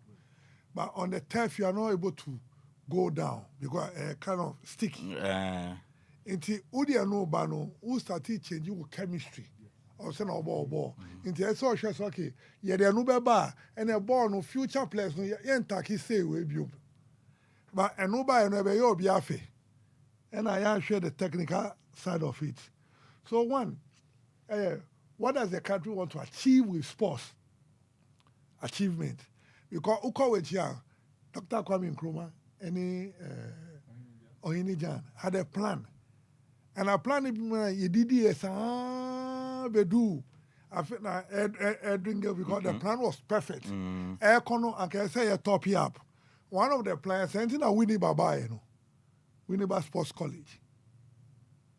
And apart from Winnie Baba Sports College, to develop the people who run the sports, and it's idea a war sports, Air Kono, any changes I be. So first need financial investment, human resource, financial investment. When you invest, the football at the lower level need about $500 million. It's a investment in Kum. Ebe come on be stretch in Kolana die. Omo be sa in Kolani yare. Into unya sa area ni nyina. When you start building from the base, it automatically affects the top. Because there are pool of players awenya. Into pool nusu. So by the time you minimize to take 30 players, I'm very represent your man who are 30, about 10 places. So fixing a team is always easier. But when you were first 11, and as I can start if you me first 11, and I can commit me a Gibraltar, and I don't watch him. You can be.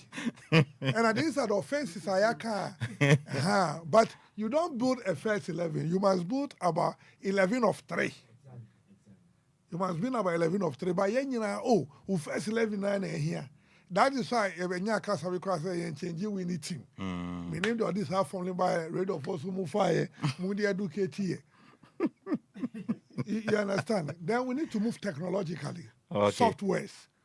Until from your juvenile teams up to the top, must have this software.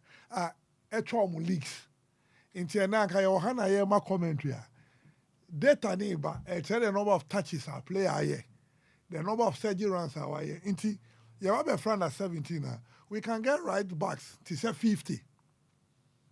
Until I'm going to coach back to say 3. Now coach at say, okay, where that first?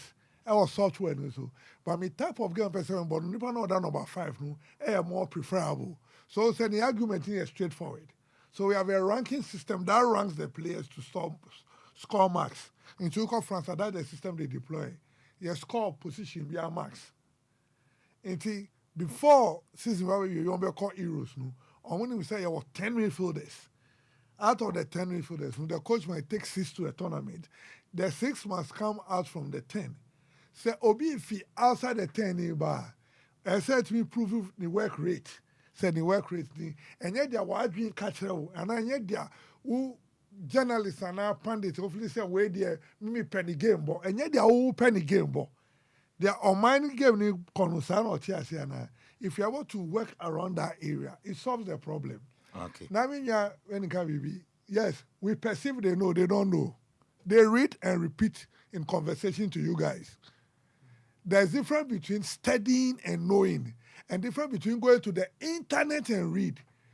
If you want to do something, shut the internet down the next 6 months, and so that you see some pundits again. Shut the internet down for the next 6 months. Some people cannot do punditry again because Okofa or direct translation. Offer the internet. There are more camouflage on Muno, idea what kind now about repeat.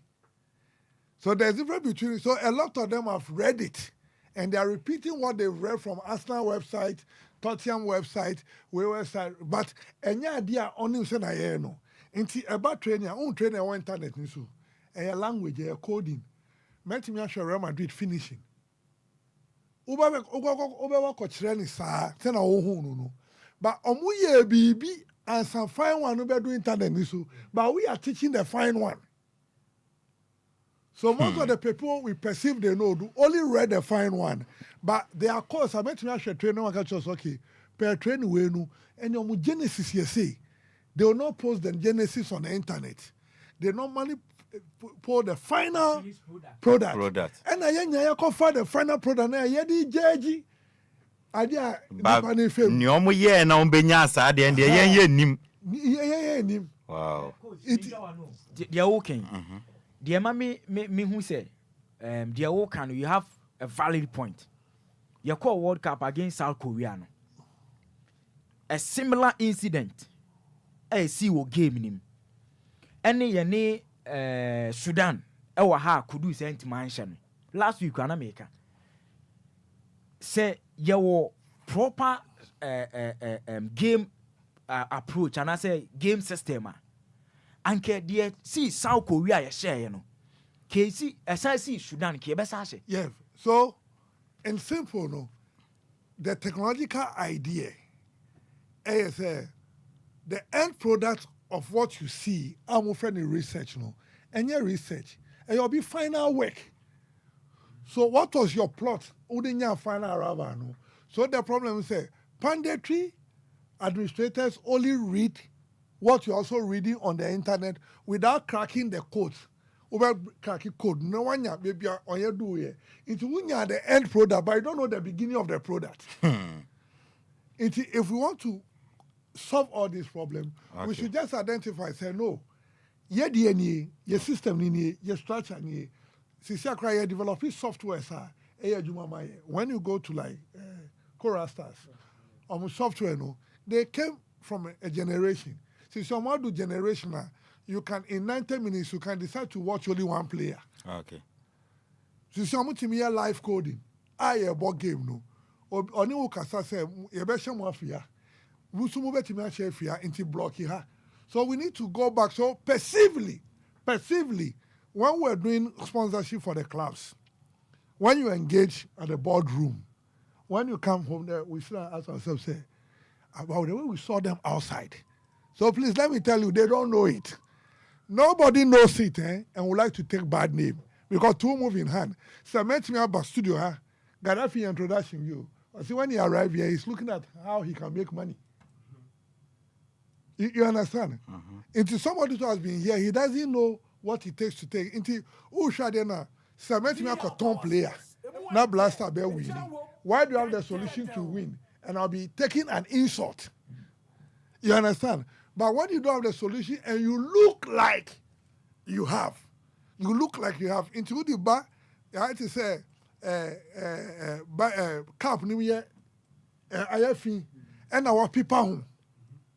But why I didn't show him out? I can say, cap, you say, so the cap no shining, no, inside IFE, into me, no, my so I would rather prefer to drink from a cup which outside is dirty. Inside the clean because inside no so ni wo maybe met me the manual bo nsuo ni mu anu ma mi nya yare no. So it's our solution is to stop listening to people who only go and copy and come and reproduce 422 433 with remember skeleton what you mean yeah. Okay. By the picture to over pushy BB and call it so we need to understand again that most people don't know. We have a lot of interaction with them in Swaziland where we can know. You do baby something strange to the same people you perceive say they know. Software you can chairman for ultimate answer question. The following don't maybe so the same question won't be on be so knowing it and understanding it are two different things. Knowing it and believing it are two different things. So we are people who believe they know, but not people who know that they know. Okay. Yeah, that's it. I know your coach Vincent Abiu. And I want to know, you have a far course, Krabi. Na, yeah, sorry, so now 1 minute. Boss, what the Kakrabes also by 1 minute in the course. Yeah, me 5 feet, baby, ana gentleman, Gaka. Gaka say, I see Gaka president who say, Mr. Kujofiano. Say, FE president in resign. Unresign on what basis? On say obe kanu tra say. I see him football ne go from national teams to clubs. I bibia in your papa intina beya Curtin resign. Well, yeah, man, say yeah, not because say league club no, we the Ghana League Clubs Association. And the league in so the same. Tu say nka bia Kujofianu ka so ya ye di anim ni ye guno. The from Gaka for no, yeah, but I feel say any FA4 nyina na gunti, ye nyina ye nkwa then anamebwa. But he's not being fair to his own self. So when I yen as a country, who Gaka or Hokra de kon league na any sponsorship no. Unse ya na nima ye nim tu say debia na ye pompiko FA ho. Why wona league no ye no senka league ni attractive. sanka sponsors beba anameboa ebi na wo ka no top 4 a body da top 4 ya de a ehu ya like bebo a ahondin no ahonkeka no wosoro ewuma se se ehu ni ambo top 8 top 10 top half top day de ma team sikra enye last o se two ba ku bi club bi pulu from tu want say kotoko pulu say titi no be na top 4 waka say wombo now I think say oka kotoko na makai ball na say no kese no free akesifo no so call Hasen Kotoko, but I think Kotoko to some extent omu say no man in koye into be say wan hwe ni ya be say bribia na say Kotoko ni FA no kon so especially na amponsa ba no there were things he fought and he tried to fight us sometimes trans na udiasa ebia Olini has do they see near we mu kano so say be mesika bi na ebia na amponsa ka so yesosin sasika we now we has we only the office so Kotoko no na omo ye we na e de mfa mi wa de nka na amponsa ka no sika ne ba munyina onti omo de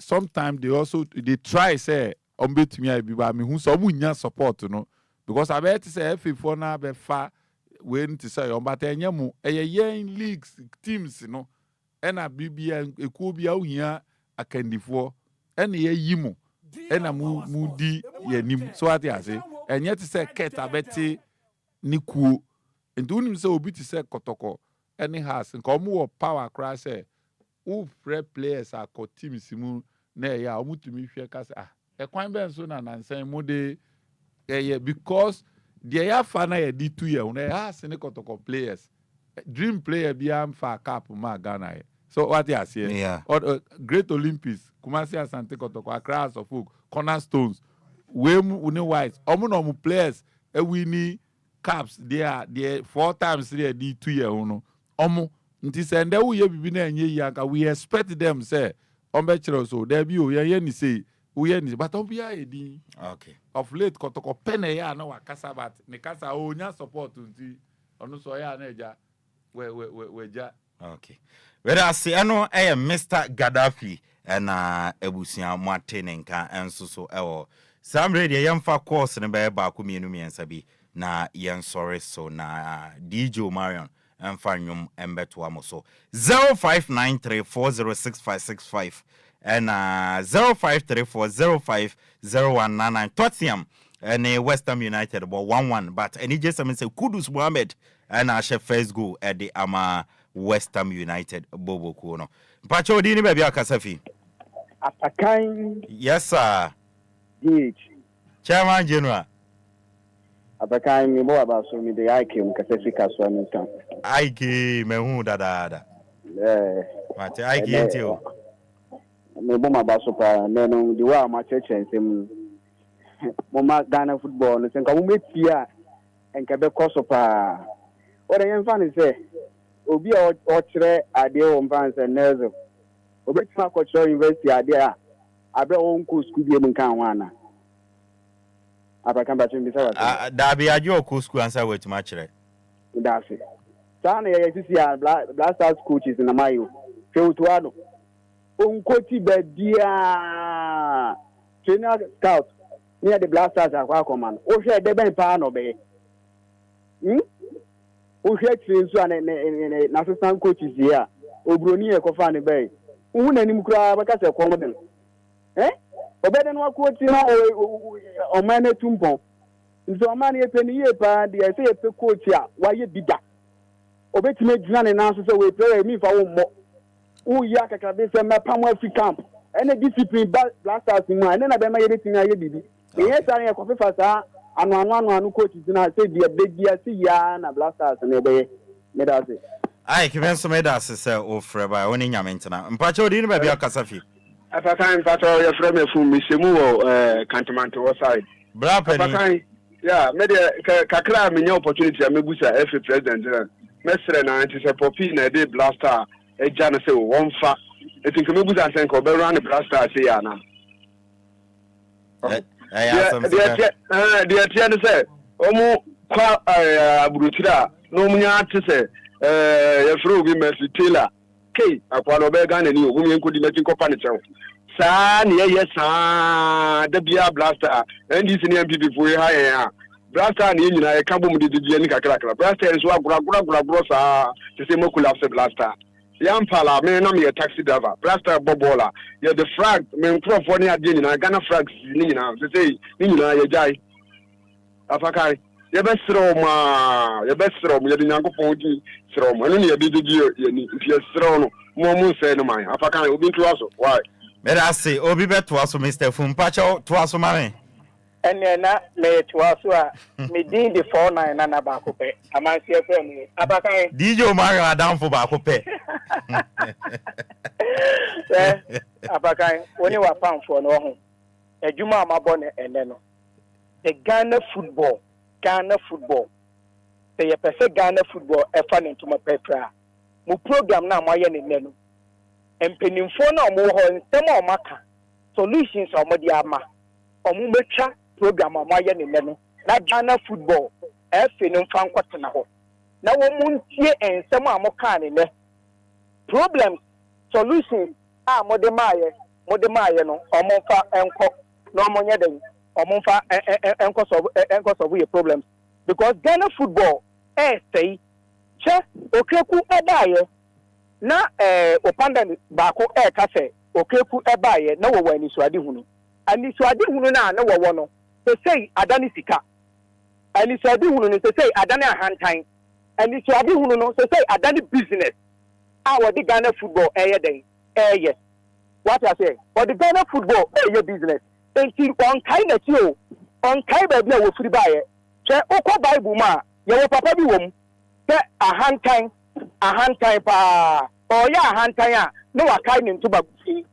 odi ne ntuba gufi papa hata baabi to onu ewu se ahantan ba ni mu a o che na ni efe ne ntuba gufi a no wakai no waba fom efe boss no ahantan ti sei ni nimudie a nanka odi be ye Ghana football nanka mumubi anase ye mubi ye support no ahantan ye frɛ nani ma saa de ni eni hobi o enti ene program amaye no ye twa edi ma efe na ye ya uncha na mo fa nkoma efe no no mo ga na Ghana football amo fa se Ghana football me da ma se Apakan mo ba adwuma nyame nka mo Mate o Marion so chia why me jene so ye be ka se wa kire ai o be kwa lunch nti no se woni mama mre no wa kra o yale nti se ka se obi yale na e wasi e jale ne kra e assignment a me di amount ye ka se obi jale ne kra o di ne jale no e hanu wa musa obi a wan kata ka kire me frame na ka kire me o frame na ka kire me na ucha obi jale o kra mate vedase why mate ano ye 49 na de no mpacha odi ri ba bia kasafi o do bi ni ko ya ko tan ka le shi sa fe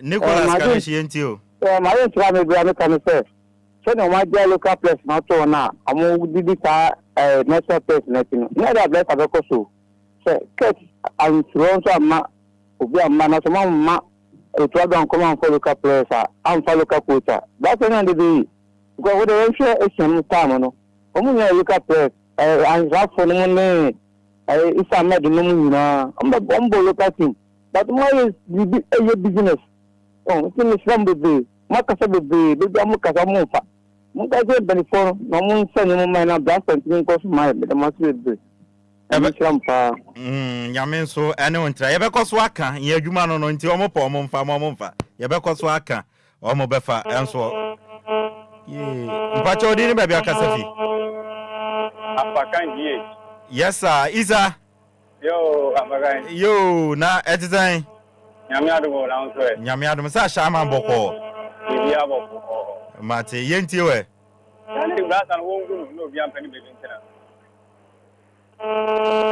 hello ya mitio pa yengu blasters no yo wongu no bia mpani bebe ntena mate mate eno ye Isa de eno no yamfa be last to be na yamfa nsina DJ Marion emfa nwum de embeto aso emfa mamo 0534050199 na 0593406565 ye fa be mienu bi account na ya sorry so na DJ Marion ede nwum de nwum mu de ne mu hwam or the babeto so Eddie Amamo 0534050199 and 0593 406565. Mpacha Uding any baby Akasafi. Good afternoon. Afternoon, boss. Mpacha Mukasi in the Necrum Estate. Okay. Now, and also in Central Region. Mpacha Madina. Oh, okay. Madina side. Madina school junction Honumuna. Okay. Mate. Mpacha Yentio. Mpacha Kakam, what can you say? I didn't see the almost boss our ball now. Let's mistake bar. No, we see coach, hey, no, my prayer meeting, no, my cycle coach. I didn't see a technical man, no more. I didn't see a leader now, Honangasa, wants what bench Honumangasan. I don't know what to mistake the place. What's our corner most moon pick for no more for you. No more today to pay for no more, and every place. I didn't hear. Asemo. The guy a bola take mistake. No more boni na Messi, Banoski money, a Christian money, a Niasam Nadia, panic na the almost Casa Modino say panic. Gana fool you did not tell me so. Cano many now can make him agree. Okay. It's no matter Honoma, I am 2 of us. What you say, film paying for no mutin Guyano.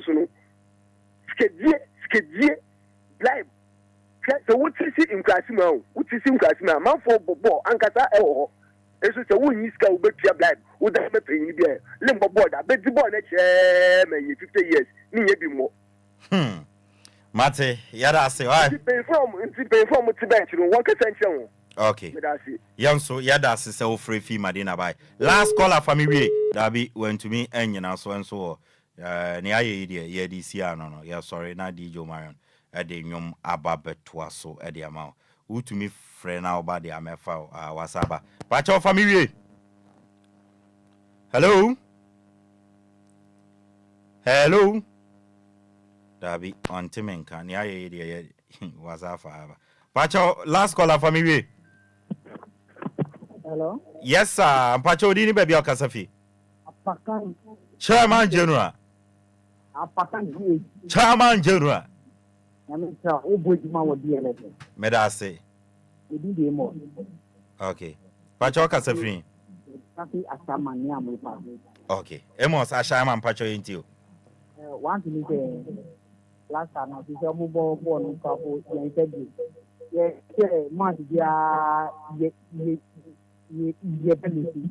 what that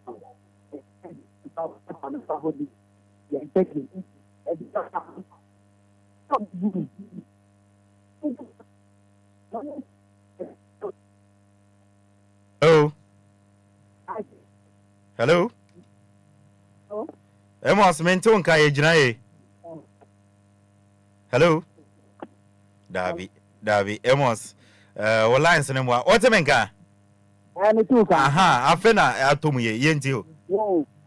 Life is a thing no. Place wo ha o mbeji bi wo. Okay. No mu ko foreigner, no ma you to say 5 bi e wo foreign e dey account. Okay. Your local players no obuba opese obeji bi wo obekunu ba we ni mu se no won kudu osego obuba asia omu pese omu boa oman no omu di akuma di agro. Okay. Won ade no eti asema mu kan se mu ye record na mu fa fani telephone omu bu no da jo pese no e be no oye asara oye assistant coach wo no awotre dosa me eye small team awotre eye small team kwa don pese coach be no ye wa call coaching course pa Baby, yente wo. Mate mos yada se oi. Mate. Yeah, so Dabi went to men na so ye di SC enso e wo ho. Berito ye ko. Apakan yes. Yeah, ko. The legendary boy nyum me the pa. Aha. Osi ankwanoma. Me de make rabo afore. Yeah, the akra na bo afore. Ye de betimi ye mre so ane ye. Ne ye ko. So se yempanyimfo no betie na aye amodi aye adwuma e beboa yen na me de ntia ho Nioma be say na me very particular about them. Simple. Apakan. Sebi sports yantina boso me so etwe ho ka. Oh yeah. Dwuma ye didi no. Enti no se ye tena wo ye nhwa de yensa se ye demri fam ba sports ni gu a indaheli yenso adwuma agu. Enti no ye mu bi se ye nhwe ma ne ngu. No. The betimi aye bia de be boa ma sports na gine bia be ye. And I believe say in kakra ya sha se ye de be ye adwuma na afei sports no etimi agina ye pa. Nti once again mamenda was for the opportunity. Men so me da se pa se minua me to nsa fro de bia ojitum na oba. In fact I'm really grateful, bra. Me da se pa se de bia me to nsa fro oba. Dom do na anko 20 DL radio. Sure. For DLFM. Sure. Unya tia now the home for legends no. Sure. Na bibia nso etimi akwa nti Ghana football ye be ye. And I repeat, yen tumu nase yen kwa AFCON no. Sure. Ni yen fancy ye nyoma ye. Re-strategize, regroup ourselves na yen shooty. Medasi. Eno eye minua champion Benito oye adwuma e wo Hot FM eno bae ebeboa ye dana sie pa nyame nhira no say next Saturday ye ne off day a nko de be ye ne rounds no me tonsa frene pe no say Apakan ni DLFM ho do nti me ba beboa mo Benito ye da say nyame nhira hu nyame abodi e bebre nti aha no de wa bebre o Bismagadu say ye ko Apakan say we ko sorry. Oh yes. We say so funny and washa so futare. I mean I'm kwanu so. Fata pa. Benito si. Sa Na wafa Omarion Elder. Omarion so dey so for dada. Na mo family again. We dey be a dikin. Sa. I don't know your front to wait me aka so Omarion Elder be na e bia oni interest. Your friend. Apakan ya kwanu dey ma menchia baby girl Akusia. Yes. Benito. Mr. Gada. I mention na announce more coupon be wedding binti no. Oh okay. Yes. Me kra me won fa me say na ye me dey wan hwe age bia me komo mi wo kopo dudo bibo. E wa Yesu ano because me voice nya me ti dwa me gang nya easy. An agreement man na de chie. Iti dwa me voice nya kra we. Broken heart ni bia. Eh asemo me ankasa no for be 1.5 week ni me nya fit kra. But enimia na me di ginem. Intini aye dia e bia nde dia age me bo hwi kwa Yesu ano na. Me kope odudo bi bo because abrofu dro ma no ma moame. Ma no ma me hu hwi nti age me kope odudo bi bo. Am chia Jesse so eno am me tenenka. Waba. Omba e. One waka ekra. Omba e. The matunen kra oban so am fresh fam leaves. Matias. Hane dia fertilizer and do so no mu di fresh. Mati. Yeah, that's it. No. I know your Bismarck edu say no. Garafi ye ko. Okay. Ya chere say me di kan start wo so. Ohia kanjin. Ohia kanjin say obomodiana. Me bo. Me hia bi pa anya sa. Enimia na medetia. Ode ko. Anya Ghana fun do nti a me ntumi kra say utie me voice abon say. Me voice nya kra. Ebia na wanya malaria so. Say malaria be count. Malaria be count. But malaria dey na say ko hospital. Sure. Man no ma bro food na aye dey age me nya bibi dro. Age me kwahye ma me nchen na opumi. Anyway, no see say eno na body ni pedua no kra enim. Yeah.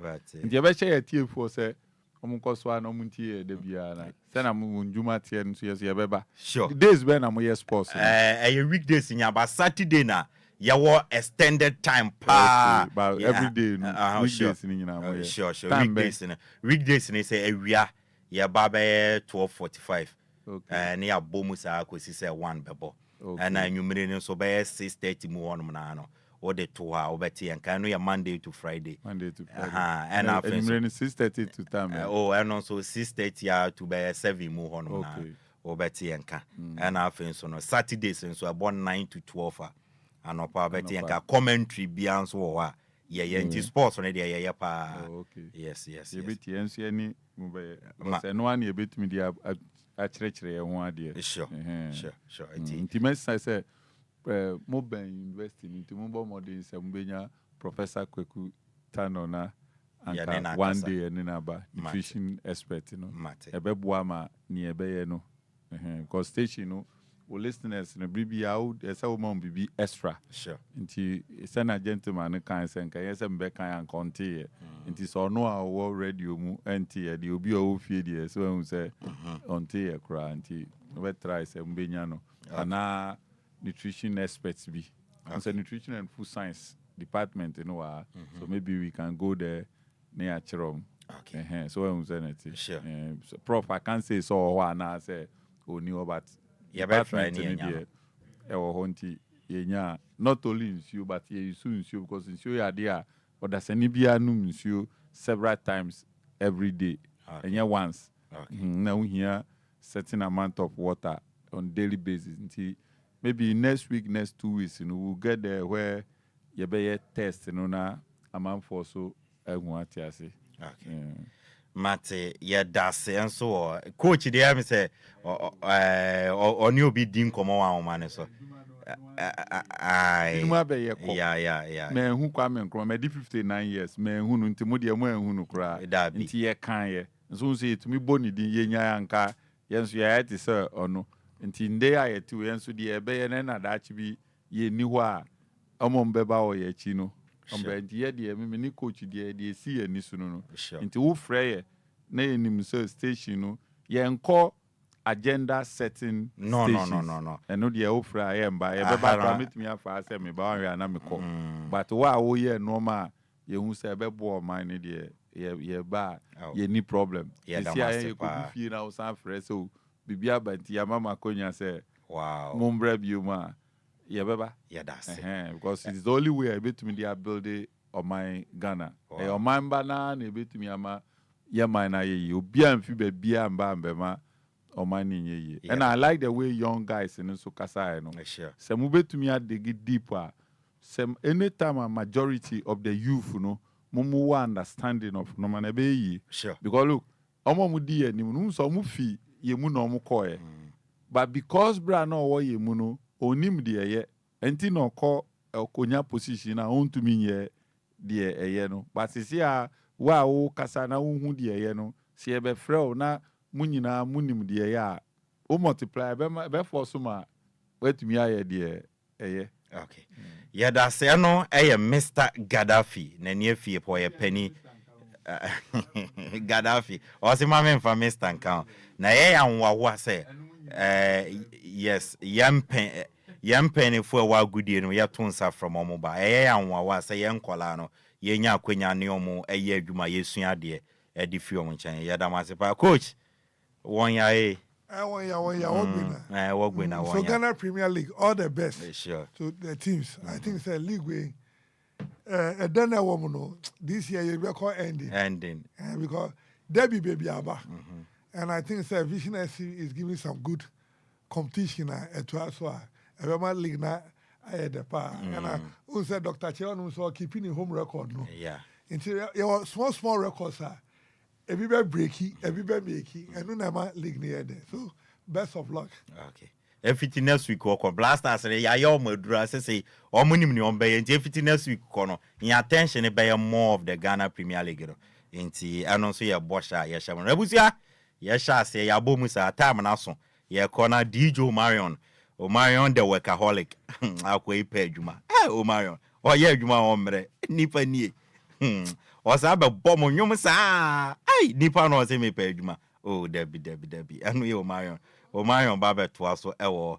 na ye me sister Bridget efua sapon dam eye madie nyina Bridget efua sapon dam eye madie nyina na Canada Montreal eho no te na momu no oye adwuma eti Cornwall Ontario ofi Montreal Canada na momu no oti Cornwall Ontario enti Bridget efua sapon dam made nyina maminchia o na awie na opeda de Lumba nyompa enti no onfa DLFM endi agro otie ofie adwumam ni kamba bia Facebook ogina so a ohwe enti Bridget efua sapon dam a Canada Montreal nanso oti Cornwall Ontario maminchia ondewi na menda wasinsire nyaminhira ene ne bambom fama oni awoye wo Canada obia no ensi wiye na ombo ba na bibia nkoye ena Alfred Kwame Aje wo Weja number 2 Mandela Alfred wonso wabie ma wotie minchiao ena mebra penny Mr.